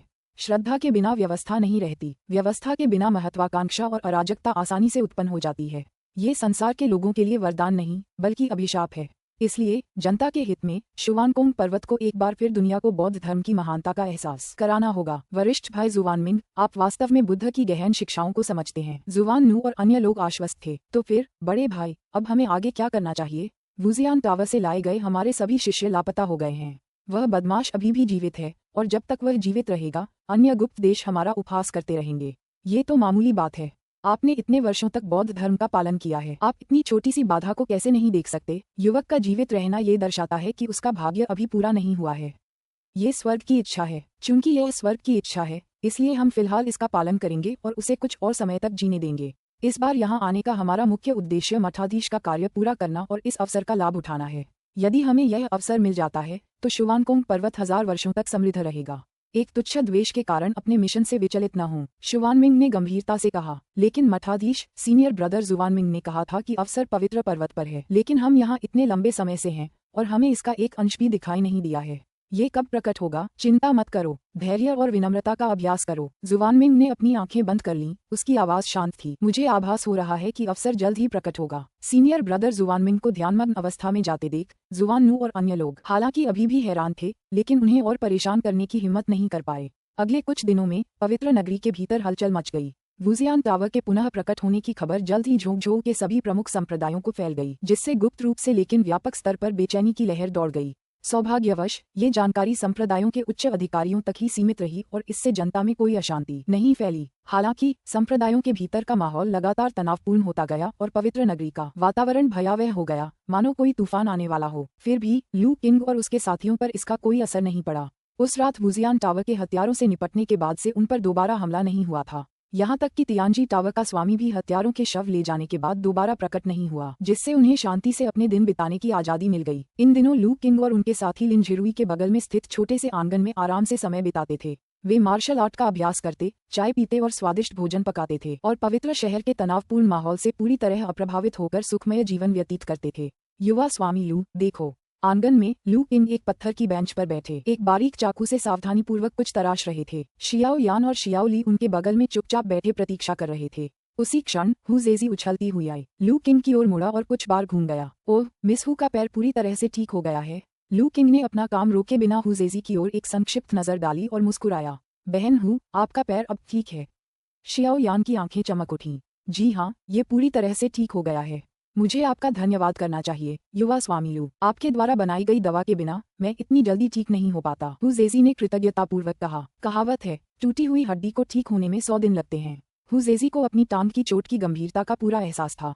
अब वह न केवल इतने कम समय में बिना किसी दुष्प्रभाव के पूरी तरह से ठीक हो गई थी, बल्कि उसके पैर पर एक भी निशान नहीं बचा था। ये सब लू किंग के उत्कृष्ट चिकित्सा कौशल की बदौलत संभव हुआ था और वह इसके लिए अपनी कृतज्ञता शब्दों में व्यक्त नहीं कर सकती थी। मेरी दवा असरदार है, लेकिन यह इसलिए भी है क्योंकि आपने समय पर दवा ली और नियमित रूप से व्यायाम करते रहे, जिससे आप इतनी जल्दी ठीक हो गए। वरना चाहे दवा कितनी भी अच्छी क्यों न हो, अगर मरीज अपना ख्याल नहीं रखता तो वह बेकार है। लू किंग ने नरमी से कहा। हु जेजी के दिल में गर्माहट सी उठी और वह दोबारा धन्यवाद देने ही वाली थी कि तभी उसकी नजर लू किंग के हाथों की हरकत पर पड़ी। उसकी जिज्ञासा बढ़ गई। युवा स्वामी लू, आप क्या कर रहे हैं? कुछ खास नहीं, बस इस पेंडेंट को थोड़ा और बेहतर बना रहा हूँ, लू किंग ने जवाब दिया। उसका चाकू अब अंतिम बारीकियों पर काम कर रहा था। उसने बड़ी सावधानी से पेंडेंट पर एक जटिल प्रतीक उकेरा। पेंडेंट से एक क्षण के लिए हल्की सफेद रोशनी निकली और फिर वह अपने मूल रूप में लौट आया। लेकिन गौर से देखने पर पता चला कि चिकने पारदर्शी पेंडेंट के भीतर गहराई में एक रहस्यमय चिन्ह हल्की सी चमक रहा था। ठीक है, काम हो गया। शियाओ यान, अपना सिर इधर लाओ। अपने भाई की बात सुनकर शियाओ यान आज्ञाकारी होकर आगे झुक गई। लू किंग ने धीरे से उसके गले में पेंडेंट पहना दिया। याद रखना, इस पेंडेंट को हमेशा पहने रहना, इसे खुद से मत उतारना, लू किंग ने कहा और डोरी की लंबाई को इस तरह से समायोजित किया ताकि शियाओ यान इसे आसानी से खुद न उतार सके। समझ गई बड़े भाई, शियाओ यान ने मधुरता से जवाब दिया और खुशी से पेंडेंट को छुआ। उसे लगा कि उसके भाई द्वारा किए गए सुधार के बाद मछली के आकार का पत्थर का पेंडेंट और भी सुंदर हो गया है। युवा स्वामी लू, अभी क्या वो पूरी प्रक्रिया देख रही हूँ? जेजी चकित रह गई। उसे यूनलाई कस्बे का वह दृश्य याद आ गया जब लू किंग ने दिव्य कौशल से एक जेड की बोतल को आकार दिया था। ये पेंडेंट मैंने कुछ समय पहले शियाओ यान को उपहार में दिया था। मैंने इसे थोड़ा और सुंदर बनाने के लिए इसमें कुछ बदलाव किए हैं, लू किंग ने बताया। ओह बहन हूँ, यह मेरे भाई का दिया हुआ पहला उपहार है। यह एक मछली के पत्थर से बना है जिसे उसने एक बड़ी नीली मछली के मुंह से निकाला था। शियाओ यान ने हुजेजी से गर्व से कहा। मैं समझ गया, इसमें कोई आश्चर्य की बात नहीं कि यह इतना सुंदर दिखता है, हुजेजी ने थोड़ी ईर्ष्या के साथ कहा। हुजेजी के आगे कोई सवाल न पूछने पर लू किंग ने हल्की सी मुस्कान दी। जाहिर है उसकी नक्काशी महज सजावट के लिए नहीं थी। उसने मछली के आकार के पत्थर पर एक बुनियादी रक्षात्मक संरचना उकेरी थी। भविष्य में अगर शियाओ यान को कोई खतरा होता है तो पत्थर के अंदर बनी संरचना अपने आप सक्रिय होकर उसकी रक्षा करेगी। इस तरह अगर कोई अप्रत्याशित घटना घटित हो जाती है और वह या शियाओ ली समय पर शियाओ यान तक नहीं पहुंच पाते हैं तो कम से कम उसके पास सुरक्षा की यह अंतिम परत तो होगी ही। लू किंग वास्तव में लंबे समय से ऐसा करना चाहता था। हालांकि अतीत में उसकी आत्मिक शक्ति मजबूत होने के बावजूद इतने छोटे पेंडेंट पर आकृति उकेरना चुनौतीपूर्ण था। कुछ ही रात पहले दिव्य लोक में प्रवेश करने के अपने प्रयास के बाद यद्यपि वह पूरी तरह सफल नहीं हुआ था, फिर भी उसने कुछ वास्तविक ऊर्जा का विकास कर लिया था। वास्तविक ऊर्जा से पोषित होकर न केवल उसकी शारीरिक और आत्मिक शक्ति बढ़ी बल्कि उसका नियंत्रण भी काफी बेहतर हो गया। इसी कारण वह इतनी सूक्ष्म रचना को सफलतापूर्वक अंकित कर सका। अब जबकि रक्षात्मक संरचना तैयार हो चुकी थी, वह पेंडेंट वास्तव में शियाओ यान के लिए एक सुरक्षात्मक ताबीज बन गया था। ये देखकर कि हुजेजी ने चतुराई से आगे कोई सवाल नहीं पूछा, लू किंग ने भी विस्तार से कुछ नहीं बताया। हालांकि इस संरचना पर सफलतापूर्वक नक्काशी करने से लू किंग को एक विचार आया। शायद वह भविष्य में उपयोग के लिए इस तरह की और भी सुरक्षात्मक वस्तुओं पर नक्काशी कर सकता है। जब लू किंग इस बात की व्यवहारिकता पर विचार कर रहा था तो वह अचानक कांप उठा और आकाश की ओर देखने लगा। उसी क्षण आकाश से विश्व की ऊर्जा में एक विशाल उतार चढ़ाव उत्पन्न हुआ जिसकी गूंज पूरी धरती पर सुनाई दी। अध्याय 288। युवा स्वामी लू, यह क्या है? हुजेजी ने भी स्वर्ग और पृथ्वी से दाव ध्वनि की प्रतिध्वनि सुनी और तुरंत लू किंग की ओर मुड़कर देखा। उसने इस विशाल और असीम दिव्य शक्ति की लहर को महसूस किया जो लगभग वैसी ही थी जैसी उसने उस रात यूनलाई कस्बे में अनुभव की थी। फर्क सिर्फ इतना था कि ये दाव ध्वनि पहले से भी कहीं अधिक भव्य प्रतीत हो रही थी। क्या यह आखिरकार आ रहा है? लू किंग ने आकाश की ओर देखा और स्वर्ग पृथ्वी की भव्य दाव ध्वनि को सुना। उसने अपनी आत्मिक शक्ति का विस्तार किया और आसपास के वातावरण को ध्यानपूर्वक महसूस किया। उनकी धारणा में स्वर्ग और पृथ्वी के नियम किसी प्रकार के परिवर्तन से गुजर रहे थे, यहाँ तक कि उनके भीतर की सच्ची ऊर्जा भी बेचैन हो रही थी। हालांकि लू किंग ने इस तीव्र भावना को दबा दिया। आकाश और पृथ्वी के नियम अभी बदलने शुरू ही हुए थे, अभी उसके लिए सफलता का समय नहीं आया था। आह किंग! आंगन में बूढ़े डॉक्टर की आकृति प्रकट हुई जो गंभीरता से आकाश की ओर देख रहे थे। मुझे उम्मीद नहीं थी कि दाव की ध्वनि इतनी जल्दी फिर से गूंजेगी। यह अंतराल पिछले अंतराल से भी छोटा है। गुरुजी, क्या आपने गौर किया है कि इस बार स्वर्ग और पृथ्वी की दाव ध्वनि पिछली दो ध्वनियों से थोड़ी अलग प्रतीत होती है? लू किंग ने पूछा। बूढ़े डॉक्टर ने सिर हिलाया। हाँ, मैं इसे महसूस कर सकता हूँ। स्वर्ग और पृथ्वी के नियम तेजी से बदल रहे हैं। मुझे डर है कि जैसे ही ये दाव ध्वनि समाप्त होगी, स्वर्ग और पृथ्वी के नियम स्थिर हो जाएंगे। और पवित्र पर्वत पर, लू किंग ने पवित्र पर्वत की दिशा में मुड़कर देखा। जिस अवसर को हम अब तक महसूस करते आ रहे हैं वह संभवतः इस दाव ध्वनि के बाद सामने आएगा। वृद्ध चिकित्सक ने भी पवित्र पर्वत की ओर देखा। उनकी अनुभूति में वह अवसर जो हमेशा से उनके हृदय को व्याकुल रखता था दाव की ध्वनि के साथ और भी प्रबल होता जा रहा था। जब लू किंग और बूढ़ा डॉक्टर आपस में बातचीत कर रहे थे, तभी बाहर मौजूद कई शक्तिशाली मार्शल आर्टिस्ट भी अचानक सुनाई देने वाली दाऊ ध्वनि से चौंक गए। पवित्र नगरी में विभिन्न संप्रदायों के विशेषज्ञ जो वुजियान टॉवर के अचानक पुनः प्रकट होने से अभी भी तनाव में थे, भव्य दाऊ ध्वनि को सुनकर चकित हो गए और जल्दी से आकाश की ओर देखने के लिए बाहर निकल आए। दाऊ की ध्वनि फिर से क्यों गूंज रही है? पिछली बार के बाद से ज्यादा समय नहीं बीता है। पिछली बार जब दाऊ ध्वनि गूंजी थी तब चांदनी छा गई थी। इस बार किस तरह का परिवर्तन होगा? मैं इसे महसूस कर सकता हूँ। ऐसा लगता है कि स्वर्ग और पृथ्वी के नियमों में किसी प्रकार का गुणात्मक परिवर्तन हो रहा है। विभिन्न संप्रदायों के विशेषज्ञ आश्चर्य से आकाश की ओर देखने लगे। गहन साधना वाले लोग स्पष्ट रूप से यह महसूस कर सकते थे कि ये दाऊ ध्वनि पिछली दो ध्वनियों से भिन्न थी। पवित्र नगरी के एक कोने में काले वस्त्र पहने एक आकृति भी अत्यंत प्रसन्न थी। उपन्यासों के अध्यायों को शीघ्र और सर्वोत्तम गुणवत्ता में पढ़ने के लिए गूगल पर novelfire.net वेबसाइट खोजें। तीसरी दाऊ ध्वनि आ गई है। इस दाऊ ध्वनि के समाप्त होने के बाद स्वर्ग और पृथ्वी के नियमों का परिवर्तन प्रारंभ में स्थिर हो जाएगा। मेरा राक्षसी शरीर आखिरकार आकार लेना शुरू कर सकता है। पवित्र पर्वत पर चारों महान गुप्त लोकों के लोग अत्यंत प्रसन्न हुए। भाई जुवान मिंग, दाऊ की ध्वनि फिर से गूंजी है। मठाधीश के निर्देशों के अनुसार जब हम निकले थे, क्या इसका मतलब ये है कि अवसर आने वाला है? जुवान नू ने उत्साह से पूछा। जी हाँ, अवसर आने ही वाला है। मठाधीश ने पहले ही गणना कर ली है कि यह अवसर हमारे शुवानकोंग पर्वत से जुड़ा है और अगले 10,000 वर्षों के लिए हमारे संप्रदाय की नींव से संबंधित है। इसे हर हाल में हासिल करना होगा। अगर कोई तुम्हें रोके तो संकोच मत करो, जरूरत पड़ने पर राक्षसों को वश में करो और बुराई को परास्त करो। जुवान मिंग ने गंभीरता से बात की। भिक्षुओं के हृदय कांप उठे क्योंकि वे इस अवसर को हासिल करने के लिए संप्रदाय के दृढ़ संकल्प को समझ गए थे। पवित्र पर्वत के दूसरी ओर युनशुई गुप्त क्षेत्र के शिष्य भी उतने ही गंभीर थे। बड़े भाई, जब हम निकले थे तब गुरु ने कहा था कि जब तीसरी दाऊ ध्वनि गूंजेगी और स्वर्ग पृथ्वी के नियम स्थिर हो जाएंगे तब अवसर उत्पन्न होगा। अब जब दाऊ ध्वनि गूंज चुकी है तो हमें क्या करना चाहिए? एक युवती ने पूछा। युनशुई सीक्रेट रियल्म के वरिष्ठ भाई ने गंभीरता से कहा, हमें पहले स्थिति का अवलोकन करना चाहिए। इस बार चारों महान गुप्त लोगों ने पवित्र पर्वत पर अपने लोगों को भेजा है। ये स्पष्ट है कि उन्होंने भी इस अवसर के उभरने का अनुमान लगा लिया था। संघर्ष तो अवश्य होगा, लेकिन अवसर कितना भी अच्छा क्यों न हो, वह हमारे जीवन से अधिक महत्वपूर्ण नहीं है। गुरु ने मुझे निर्देश दिया है कि यदि हम इस अवसर का लाभ उठा सकें तो यही सबसे अच्छा होगा। लेकिन अगर हम ऐसा नहीं कर सकते तो इसे जबरदस्ती करने की कोई जरूरत नहीं है। कोई भी अवसर हमारे जीवन से बढ़कर नहीं है। अपनी सुरक्षा को हमेशा सर्वोपरि प्राथमिकता दें, इसे अच्छी तरह याद रखें। जी हाँ, बड़े भाई, युनशुई गुप्त क्षेत्र के शिष्यों ने एकमत होकर उत्तर दिया। उनमें से बुजुर्गों ने भी गंभीरता से सिर हिलाया। ये स्पष्ट था कि बड़े होने के बावजूद वे अब भी इस वरिष्ठ भाई को समूह के नेता के रूप में सम्मान देते थे। दाऊ की ध्वनि एक बार फिर गूंजने के साथ ही पूरा पवित्र पर्वत सन्नाटे में डूब गया।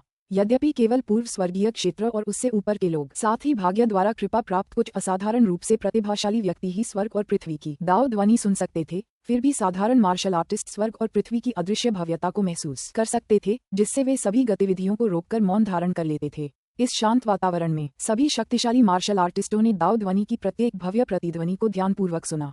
कुछ ही देर बाद दाऊ ध्वनि की 9वीं प्रतिध्वनि गूंज उठी। इसके बाद जब ये गूंज धीरे धीरे फीकी पड़ गई, ठीक उसी समय जब सभी को लगा कि सब कुछ खत्म हो गया है, अचानक एक और प्रतिध्वनि गूंज उठी। दाऊ ध्वनि की 10 प्रतिध्वनियां। कई शक्तिशाली मार्शल आर्टिस्ट अचंभित रह गए। ये ज्ञात था कि दाऊ ध्वनि की पिछली 2 घटनाओं की प्रतिध्वनि केवल 9 बार हुई थी। इस बार तो ये संख्या 9 से भी अधिक हो गई। केवल कुछ जानकार विशेषज्ञों की आंखों में ही चमक थी। जैसा कि उम्मीद थी, सब कुछ योजना के अनुसार हुआ। ये तीसरी दाऊ ध्वनि विशेष थी। 10वीं प्रतिध्वनि के लुप्त होते ही 11वीं प्रतिध्वनि फिर सुनाई दी। ये देखकर कि प्रतिध्वनियां अभी समाप्त नहीं हुई थीं, सभी शक्तिशाली मार्शल आर्टिस्ट धैर्यपूर्वक प्रतीक्षा करने लगे। उन्हें इस बात की उम्मीद नहीं थी कि इस बार दाऊ की ध्वनि असामान्य रूप से लंबे समय तक गूंजती रहेगी। ये ध्वनि कुल 18 बार गूंजी और फिर अंततः शांत हो गई, जिसके बाद लंबे समय तक कोई और गूंज सुनाई नहीं दी। क्या ये खत्म हो गया? यह विचार सभी शक्तिशाली मार्शल आर्टिस्टों के मन में आया, लेकिन उन्होंने आराम नहीं किया। हालांकि दाऊ की ध्वनि बंद हो गई थी, लेकिन स्वर्ग और पृथ्वी की रहस्यमय अविचल महिमा गायब नहीं हुई थी, बल्कि ये और भी अधिक मजबूत हो गई थी। एक दमनकारी भावना सबके दिलों पर भारी पड़ रही थी, मानो स्वर्ग और पृथ्वी में कुछ नया जन्म लेने वाला हो। अचानक पवित्र नगर में कहीं से एक तेज आवाज आए, पवित्र पर्वत की ओर देखो। इस आवाज को सुनते ही सभी ने सहज रूप से पवित्र पर्वत की ओर देखा। उन्होंने जो देखा उसे देखकर अनगिनत लोगों की आंखें सदमे से चौड़ी हो गईं। कई वर्षों से पर्वत के मध्य भाग को घेरे हुए बादल किसी तरह पूरी तरह से छट गए थे। पहली बार मध्य भाग के ऊपर स्थित पवित्र पर्वत की उपस्थिति दुनिया के सामने स्पष्ट रूप से प्रकट हुई। पहाड़ की चोटी पर, एक अज्ञात ऊंचाई पर, साफ आसमान में एक विशाल सफेद भंवर धीरे धीरे घूम रहा था, जो एक जबरदस्त भव्यता बिखेर रहा था। वह क्या है? इस दृश्य को देखकर हर कोई अवाक रह गया। अध्याय 289। यह क्या है? पवित्र पर्वत की चोटी पर बने विशाल सफेद भंवर को देखकर सभी लोग अचंभित होकर देखते रह गए। उन्हें केवल उस भंवर के विशाल आकार ने ही चौंकाया नहीं था, बल्कि उससे भी महत्वपूर्ण बात ये थी कि उन सभी ने अपनी आत्मा की गहराई में एक हलचल महसूस की, मानो उस भंवर के भीतर कुछ अविश्वसनीय रूप से महत्वपूर्ण पोषित हो रहा हो, कुछ ऐसा जो बेहद आकर्षक हो। गुप्त लोकों के वे शिष्य भी, जिन्हें कुछ विवरण पता थे, विस्मय में पड़ गए। जिस अवसर की गणना मठाधीश ने की थी वह पवित्र पर्वत के भीतर नहीं बल्कि उसके ऊपर है। जुवान नू अपने सिर के ऊपर बने विशाल भंवर को घूरता रहा और सदमे में खुद से कुछ बुदबुदाता रहा। बड़े भाई, सुनहरा अवसर आसमान में है। ये हमारे लिए सबसे अच्छी खबर है। युंगशुई गुप्त क्षेत्र का एक शिष्य परमानंदित था। आखिरकार गुप्त लोकों में केवल उन्हीं के पास उड़ने की क्षमता थी। एक सफेद भंवर पवित्र पर्वत पर स्थित एक ताओवादी मंदिर के अंदर एक ताओवादी पुजारी आकाश में हो रही विचित्र घटना को देखकर आश्चर्यचकित रह गया। क्या यह वही अभूतपूर्व अवसर है जिसकी भविष्यवाणी ऑब्जर्वर ने की थी, जो स्वर्ग और पृथ्वी द्वारा प्रदत्त है? छोटे से आंगन में लू किंग और अन्य लोगों ने स्वाभाविक रूप से पवित्र पर्वत के ऊपर सफेद भंवर को भी देखा। भंवर से निकलने वाली रहस्यमय आभा को महसूस करते हुए लू किंग ने तुरंत अपनी अलौकिक क्षमता को सक्रिय किया और भंवर की ओर देखने लगा। लू किंग की वर्तमान साधना के स्तर को देखते हुए वह आमतौर पर साधारण खजानों से लगभग तुरंत ही जानकारी प्राप्त कर सकता था। हालांकि आकाश में मौजूद सफेद भंवर स्पष्ट रूप से कहीं अधिक उच्च कोटि का था। लू किंग लगभग आधे घंटे तक ध्यान से देखता रहा। अंततः उसे अंदर से एक कागज का टुकड़ा तैरता हुआ दिखाई दिया। उत्पत्ति भंवर, दुनिया की उत्पत्ति का एक प्रक्षेपण जो भीतर विश्व उत्पत्ति क्यूई का पोषण करता है। विश्व उत्पत्ति ची किसी की हड्डियों और योग्यता को नया आकार दे सकती है और ब्रह्मांड का पुनर्निर्माण कर सकती है। जो कोई भी इसका एक अंश भी प्राप्त कर लेता है वह इसे दाव बीज के रूप में उपयोग कर सकता है, अपनी नींव का पुनर्निर्माण कर सकता है और सर्वोच्च प्रतिभा का स्तर प्राप्त कर सकता है। इस संसार में आध्यात्मिक ऊर्जा प्रत्येक 60,000 वर्षों में जन्म और मृत्यु के चक्र से गुजरती है। प्रत्येक आध्यात्मिक पुनरुत्थान की शुरुआत में स्वर्ग और पृथ्वी महान अवसर प्रदान करते हैं। इन अवसरों का उद्भव संसार के नियमों की प्रारंभिक पूर्णता और स्थिरीकरण का भी संकेत देता है। विश्व उत्पत्ति क्यूई सफेद भंवर के भीतर से प्रकट हुए शब्दों को पढ़ने के बाद लू किंग ने मन ही मन कुछ बुदबुदाया। अंततः उसे समझ में आ गया कि क्यों वह और उसका गुरु दोनों हमेशा इस अवसर के प्रति आकर्षित महसूस करते थे। पता चला कि पवित्र पर्वत की चोटी पर विश्व उत्पत्ति की ऊर्जा का पोषण किया जा रहा था। इसकी एक छोटी सी मात्रा प्राप्त करने मात्र से ही व्यक्ति इसे दाव बीज के रूप में उपयोग कर सकता है, जिससे एक अद्वितीय नींव स्थापित हो सकती है। ऐसा अवसर जो हजारों वर्षों में केवल एक बार ही प्रकट होता है, सभी किसानों के लिए एक सर्वोच्च मौका था। मेरे लिए भी विश्व उत्पत्ति की ऊर्जा का एक अंश प्राप्त करना अपार लाभ लाएगा। लू किंग को अंततः समझ आ गया कि उस रहस्यमय अंतर्ज्ञान ने उसे अपनी सफलता में जल्दबाजी न करने के लिए क्यों प्रेरित किया था। जोंगझोउ में यह अवसर दाव की प्राप्ति की नींव से जुड़ा हुआ था। उपन्यासों के अध्यायों को शीघ्र और सर्वोत्तम गुणवत्ता में पढ़ने के लिए गूगल पर novelfire.net वेबसाइट खोजें। हालांकि इतने सारे शक्तिशाली प्राणियों से विश्व उत्पत्ति की ऊर्जा को छीनना आसान काम नहीं होगा। लू किंग ने अपनी आध्यात्मिक शक्ति को उसकी सीमा तक बढ़ाया और उसे हल्का सा एहसास हुआ कि पवित्र शहर में एक तनाव पैदा हो रहा था जो कभी भी फूट सकता था। ये स्पष्ट था कि यद्यपि बाहर के कई शक्तिशाली प्राणी आकाश में मौजूद सफेद भंवर के स्रोत को पहचान नहीं सकते थे, फिर भी वे भीतर से निकलने वाले घातक आकर्षण को महसूस कर सकते थे। वे स्वाभाविक रूप से समझ गए कि उनके भीतर कुछ असाधारण चीज पोषित हो रही है। दुनिया की उत्पत्ति का एक प्रक्षेपण, इस संसार में आध्यात्मिक ऊर्जा का पुनरुत्थान वास्तव में संसार की उत्पत्ति का प्रतिबिंब प्रकट करता है। ये सचमुच अविश्वसनीय है। ईश्वर मेरी सहायता कर रहा है। जब तक मैं विश्व उत्पत्ति की थोड़ी सी भी ऊर्जा प्राप्त कर सकता हूँ, तब तक मैं न केवल अपने पुनर्जन्म के छिपे हुए खतरों को पूरी तरह से हल कर सकता हूँ, बल्कि सर्वोच्च राक्षसी बीज को परिष्कृत करके सबसे मजबूत राक्षसी नींव भी बना सकता हूँ। पवित्र शहर के एक कोने में काले वस्त्र पहने एक आकृति आकाश में सफेद भंवर को ध्यान से देख रही थी। उसका चेहरा उन्मादपूर्ण आनंद से भरा हुआ था। उन्होंने कभी कल्पना भी नहीं की थी कि आध्यात्मिक ऊर्जा के पुनरुत्थान के दौरान ये दुनिया की उत्पत्ति के प्रतिबिंब को प्रकट करेगी। यदि वह अपने भीतर की विश्व उत्पत्ति ऊर्जा को ग्रहण कर लेता तो उसे भाग्य के उन बच्चों को खाए बिना भी सर्वोच्च राक्षसी आधार को परिष्कृत करने का आत्मविश्वास होता। सचमुच जब मैं पूरी तरह से हताश था, तब अपने राक्षसी शरीर को त्याग कर इस दुनिया में पुनर्जन्म लेने का चुनाव करना मेरे द्वारा लिया गया अब तक का सबसे अच्छा निर्णय था। काले वस्त्र पहने उस आकृति ने अपनी मुठियां कसकर भींच लीं। उसकी निगाहें आकाश में बने सफेद भंवर पर टिकी हुई थीं और उसके चेहरे पर दृढ़ निश्चय का भाव था।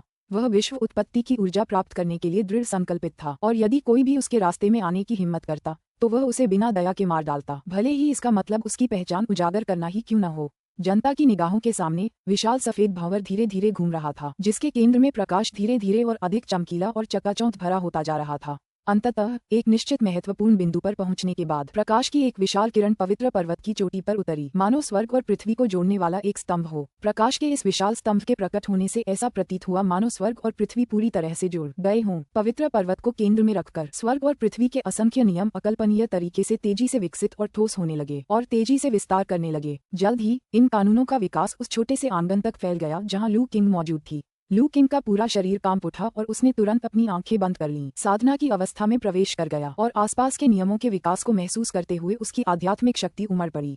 उनके बगल में बैठे बूढ़े डॉक्टर भी ध्यान की अवस्था में चले गए और धीरे धीरे परिवर्तनों को समझने लगे। वे दोनों महसूस कर सकते थे कि यह स्वर्ग और पृथ्वी के नियमों के विकास का सबसे गहन क्षण था।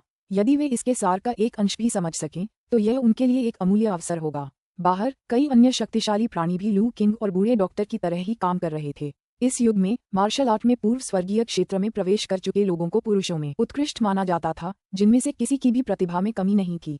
स्वाभाविक रूप से वे सभी इस समय स्वर्ग और पृथ्वी के नियमों के तीव्र विकास को महसूस कर सकते थे। वे समझ गए थे कि यह एक दुर्लभ अवसर है, इसलिए वे सभी इसे समझने लगे। बेशक वे कितना समझ सकते थे, यह उनकी व्यक्तिगत समझ और दांव हृदय पर निर्भर करता था। इस प्रकार जैसे जैसे स्वर्ग और पृथ्वी के नियम विकसित होते रहे, कई पूर्व स्वर्गीय क्षेत्र के विशेषज्ञ एक साथ साधना की अवस्था में प्रवेश कर गए। ऐसा भव्य नजारा शायद दसियों हजार वर्षों में एक बार ही देखने को मिलता है। जैसे ही इन शक्तिशाली प्राणियों ने स्वर्ग और पृथ्वी के नियमों के विकास को समझा, किसी को पता नहीं चला कि कितना समय बीत गया था कि अचानक पूरा स्वर्ग और पृथ्वी हिंसक रूप से कांप उठे। इस घटना ने न केवल उन कई शक्तिशाली प्राणियों को चौंका दिया जो इस ज्ञानोदय की प्रक्रिया में थे, बल्कि उन्हें और भी अधिक चौंका दिया जब उन्होंने अपनी आंखें खोली तो उन्होंने आकाश में ऊंचाई पर स्थित सफेद भंवर को अचानक धरती को हिला देने वाला कंपन उत्पन्न करते देखा। फिर असंख्य लोगों की निगाहों के सामने भंवर के भीतर का प्रकाश तीव्र हो गया। अगले ही क्षण भंवर के केंद्र से प्रकाश की अनगिनत किरणें निकलीं और पूरी दुनिया में सभी दिशाओं में बिखर गईं। अरे, एक शानदार अवसर सामने आया है। जैसे ही प्रकाश की किरणें प्रकट हुईं, इस दृश्य को देखने वाले हर व्यक्ति के मन में तुरंत एक तीव्र इच्छा जागृत हो गई। अब इस बात में कोई संदेह नहीं रह गया था कि प्रकाश की इन किरणों में अकल्पनीय अवसर छिपे हुए हैं। चाहे पूर्व स्वर्गीय लोग हो या जन्म के बाद का लोग, तुरंत ही अनगिनत मार्शल आर्टिस्ट उत्तेजित हो गए और प्रकाश की किरणों की ओर दौड़ पड़े। शुवानकोंग पर्वत के शिष्यों, मेरी आज्ञा सुनो, अवसर प्रकट हो गया है। तुरंत आगे बढ़ो और जितना हो सके प्रकाश की किरणों को पकड़ने का प्रयास करो। महाभियोगी शुवानमिंग ने तुरंत आदेश जारी किया। जी हाँ, बड़े। शुवानकोंग पर्वत के भिक्षुओं ने एकमत होकर उत्तर दिया। बड़े भाई, मैं समझ गया। युनशुई गुप्त क्षेत्र के शिष्यों, मेरी आज्ञा सुनो, उड़ते हुए पक्षियों पर सवार हो जाओ और प्रकाश की किरणों का अनुसरण करो। जी हाँ, बड़े भाई। युनशुई गुप्त क्षेत्र के शिष्यों ने एकमत होकर उत्तर दिया और तेजी से विशाल उड़ने वाले पक्षियों पर सवार होकर आकाश में प्रकाश की किरणों का पीछा करने लगे। इसी बीच पवित्र पर्वत पर दूसरी दिशा में एक विशाल उड़ती हुई पतंग धीरे धीरे ऊपर उठी, जिसके ऊपर लहराते हुए वस्त्र पहने कई ताओवादी खड़े थे। पवित्र पर्वत की चोटी पर स्थित गुप्त लोकों के सभी लोगों ने प्रकाश की किरणों का पीछा करने के लिए अपनी क्षमताओं का उपयोग किया। इसी बीच पवित्र शहर में अराजकता का माहौल था, क्योंकि यह पता चला कि सफेद भंवर से निकलने वाली प्रकाश की किरणों में से कुछ सीधे पवित्र शहर की ओर बढ़ रही थीं। अध्याय 290 जल्दी देखो। पवित्र नगर की ओर प्रकाश की एक धारा उड़ रही है। पवित्र शहर के अंदर सफेद भंवर की गति को देख रहे सभी मार्शल आर्टिस्ट अचानक उत्साहित हो गए जब उन्होंने देखा कि प्रकाश की 1 दर्जन से अधिक धाराएं सीधे शहर की ओर बढ़ रही हैं। ये ध्यान रखना महत्वपूर्ण है कि उन्होंने पहले सब कुछ बहुत स्पष्ट रूप से देखा था। सफेद भंवर से प्रकाश की केवल कुछ दर्जन धाराएं निकलीं, जो दुनिया भर में सभी दिशाओं में बिखर गईं। अब इन धाराओं में से 1 दर्जन से अधिक धाराओं को सीधे पवित्र शहर की ओर बढ़ते हुए देखकर शहर के भीतर के मार्शल आर्टिस्ट उत्साहित क्यों नहीं होंगे? कुछ लोगों के मन में एक विचार भी पनपने लगा था, क्या यह अवसर मेरे भाग्य में लिखा था? कितना शानदार मौका है। शहर में मौजूद पूर्व दिव्य क्षेत्र के विशेषज्ञों ने तुरंत अपनी तकनीकों को सक्रिय कर दिया और उन बिंदुओं की ओर दौड़ पड़े जहाँ प्रकाश की धाराएं गिरेंगी। प्रकाश की ये धाराएं अविश्वसनीय रूप से तेज थीं। पूर्व स्वर्गीय क्षेत्र के विशेषज्ञों की गति तकनीकों से कहीं अधिक तेज। इसके अलावा वे एक जगह पर अभिसरित नहीं हो रहे थे, बल्कि पवित्र नगर के भीतर अलग अलग दिशाओं में गिर रहे थे। उपन्यासों के अध्यायों को जल्दी और सर्वोत्तम गुणवत्ता में पढ़ने के लिए गूगल पर novemberalf-ir.net वेबसाइट खोजें। परिणामस्वरूप शहर के भीतर मौजूद पूर्व दिव्य क्षेत्र के विशेषज्ञों ने तुरंत अपने निर्णय लिए और प्रत्येक उस प्रकाश की धारा की ओर उड़ गए जिस पर उन्होंने अपनी दृष्टि निर्धारित की थी। इन धाराओं में से कुछ विशेष रूप से ध्यान देने योग्य थीं। क्या वास्तव में प्रकाश की कई धाराएं एक ही दिशा में आकर मिल रही हैं? उस जगह को देखो, ऐसा लगता है कि वह तियानजी टावर के पास है। तो क्या हुआ अगर ये तियानजी टावर है? जब कोई अवसर मिलता है तो वह उसी का होता है जिसे वह मिलना तय होता है। क्या आपको लगता है कि तियानजी टावर हमें रोकने की हिम्मत करेगा? तुरंत ही 1 दर्जन से अधिक पूर्व दिव्य क्षेत्र के विशेषज्ञ तियानजी टावर की दिशा में दौड़ पड़े। 1 दर्जन से अधिक पूर्व दिव्य लोक के विशेषज्ञों के एक साथ एकत्रित होने से उत्पन्न सामूहिक आभा स्वाभाविक रूप से दुर्जेय थी। रास्ते में जिस किसी को भी इस अपार शक्ति का आभास हुआ, वह तुरंत पीछे हट गया, क्योंकि वह उन्हें जरा भी उकसाना नहीं चाहता था। यहाँ तक कि जन्मोत्तर लोक के कुछ विशेषज्ञ, जिन्होंने प्रकाश की धाराएं देखी थीं और इस स्थिति का लाभ उठाना चाहते थे, भी इस आभा को अपने ऊपर महसूस करते ही भय से जम गए। उनके शरीर अकड़ गए और वे एक मांसपेशी भी हिलाने की हिम्मत नहीं कर पाए। जब पूर्व दिव्य क्षेत्र के विशेषज्ञों का समूह तियानजी टावर की ओर दौड़ा, तो लू किंग और आंगन में मौजूद अन्य लोगों ने आश्चर्य से आकाश की ओर देखा। उन्होंने पाया कि प्रकाश की कई धाराएं सीधे उनकी ओर आती हुई प्रतीत हो रही थीं। प्रकाश की किरणें अविश्वसनीय गति से आगे बढ़ीं और कुछ ही पलों में वे आंगन के ऊपर पहुंच गईं। फिर मानो उन्होंने पहले ही अपने लक्ष्य चुन लिए हों। प्रकाश की धाराएं अचानक दो भागों में बंट गईं और प्रत्येक धारा लू किंग और अन्य लोगों की ओर गोता लगाने लगी। इनमें से 3 धाराएं शियाओ यान, शियाओ ली और हु जेजी की ओर बह रही थीं। लू किंग का दिल घबरा गया, लेकिन किसी खतरे को भांपते हुए उसने उन्हें नहीं रोका, बल्कि रोशनी को उनके शरीर में विलीन होने दिया। प्रकाश की शेष 2 धाराएं लू किंग और बूढ़े डॉक्टर की ओर उड़ गईं, लेकिन इस बार लू किंग ने प्रकाश को अपने शरीर में प्रवेश नहीं करने दिया। जैसे ही उसने प्रकाश की धारा को पकड़ने के लिए हाथ बढ़ाया, उसकी हथेली में एक हल्की सफेद रोशनी दिखाई दी। प्रकाश की वह धारा आक्रामक नहीं थी और उसने स्वयं को धीरे से लू किंग द्वारा पकड़ लिए जाने दिया। बूढ़े डॉक्टर ने भी ऐसा ही किया, अपनी वास्तविक ऊर्जा को अपने हाथ में एकत्रित किया और अपनी ओर आने वाली प्रकाश की धारा को पकड़ लिया। युवा स्वामी लू हु जेजी ने थोड़ी घबराहट के साथ लू किंग की ओर देखा। इसके विपरीत जियाओ यान और जियाओ ली पूरी तरह से अचंभित प्रतीत हो रहे थे। चिंता मत करो, इससे तुम्हें कोई नुकसान नहीं होगा, लू किंग ने उन्हें आश्वस्त किया। हालांकि वह कुछ हद तक असमंजस में भी था। उन्हें इस बात पर आश्चर्य नहीं हुआ कि हु जेजी को ईश्वर प्रदत्त ऊर्जा का स्रोत प्राप्त हुआ। आखिरकार वह सौभाग्यशाली थी, स्वाभाविक रूप से स्वर्ग की कृपा उन पर थी। उन्हें इस बात की उम्मीद नहीं थी कि उनके लिए भी ऊर्जा का स्रोत सक्रिय रूप से उनकी ओर प्रवाहित होगा। क्या ऐसा हो सकता है कि स्वर्गीय मार्ग की इच्छा ने पहले ही इन ऊर्जा स्रोतों के स्वामियों को चुन लिया हो? आह किंग, यह क्या है? अपने हाथ में मौजूद प्रकाश की धारा के लिए गहरी लालसा महसूस करने के बावजूद बूढ़े डॉक्टर ने आवेग में आकर उस अज्ञात वस्तु को अपने शरीर में प्रवेश नहीं करने दिया। लू किंग ने अपनी क्षमताओं का उपयोग करके प्रकाश की धारा का तेजी से अवलोकन किया और फिर मुस्कुराया। गुरुजी, यह अच्छी बात है। ये दुनिया का ऊर्जा स्रोत है, वही अवसर जिसे हम शून्य में महसूस कर रहे थे। शरीर में अवशोषित होने के बाद ये बहुत सारे लाभ पहुंचाएगा। क्या ये दुनिया में ऊर्जा का स्रोत है? बूढ़े डॉक्टर ने अपने हाथ में प्रकाश की धारा को और करीब से देखा और पाया कि यह वास्तव में ची की एक धारा थी, जो अराजकता के बादल की तरह सफेद और धूसर थी। इसका रूप लगातार एक अजगर या सांप की तरह बदलता रहता था, जो गहन रहस्यों से भरा हुआ था। तो हमें इसका उपयोग कैसे करना चाहिए? बस इसे अपने शरीर में समाहित कर लें और अपने मन से इसे परिष्कृत करें। हालांकि गुरुजी, शायद अभी हमारे पास इसे परिष्कृत करने का समय नहीं है। लू किंग ने आगे देखा और उसी समय बूढ़े डॉक्टर ने कई शक्तिशाली आभाओं को तेजी से उनकी ओर आते हुए महसूस किया। अगले ही पल आंगन की दीवार पर 1 दर्जन से अधिक आकृतियां दिखाई दीं। नए आने वालों ने तुरंत लू किंग और बूढ़े डॉक्टर के हाथों में प्रकाश की किरणें देखीं। प्रकाश से निकलने वाले तीव्र आकर्षण को महसूस करते हुए पूर्व दिव्य क्षेत्र के विशेषज्ञों की आंखें चमक उठीं। अवसर मौजूद है लड़के, इसे मुझे दे दो। ये तुम्हारे पास नहीं होना चाहिए। बूढ़े आदमी, अगर तुम मरना नहीं चाहते तो अपने हाथ में जो चीज है उसे सौंप दो। तुम दोनों, तुम्हारे हाथों में जो प्रकाश की किरणें हैं, वे हमारे लिए ही बनी हैं।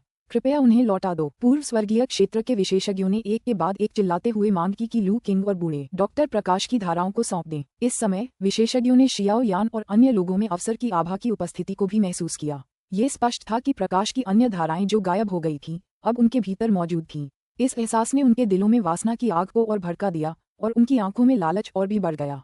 अगर ये तियानजी टावर का इलाका नहीं होता और अगर उन्हें शून्य से कोई स्पष्ट चेतावनी नहीं मिली होती, तो वे रोशनी पर कब्जा करने के लिए पहले ही कार्रवाई कर चुके होते।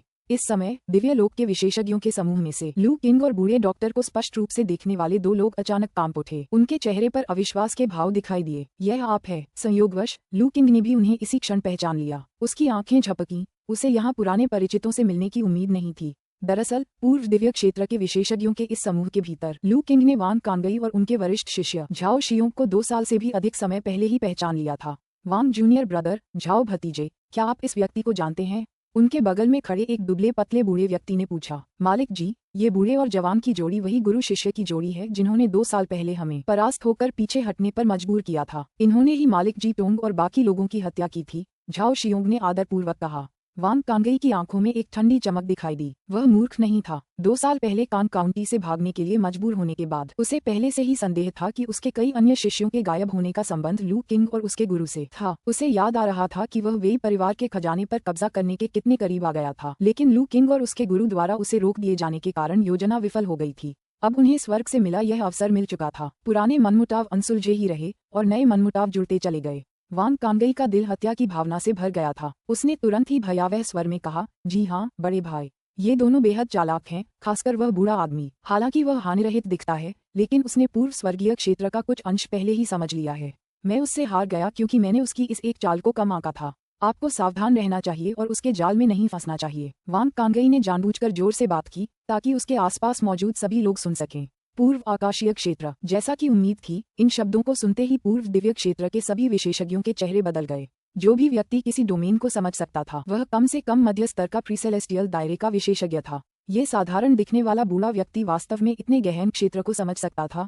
पल भर में मूल रूप से लालची रहे पूर्व स्वर्गीय क्षेत्र के विशेषज्ञ हिल गए और अधिक सतर्क हो गए।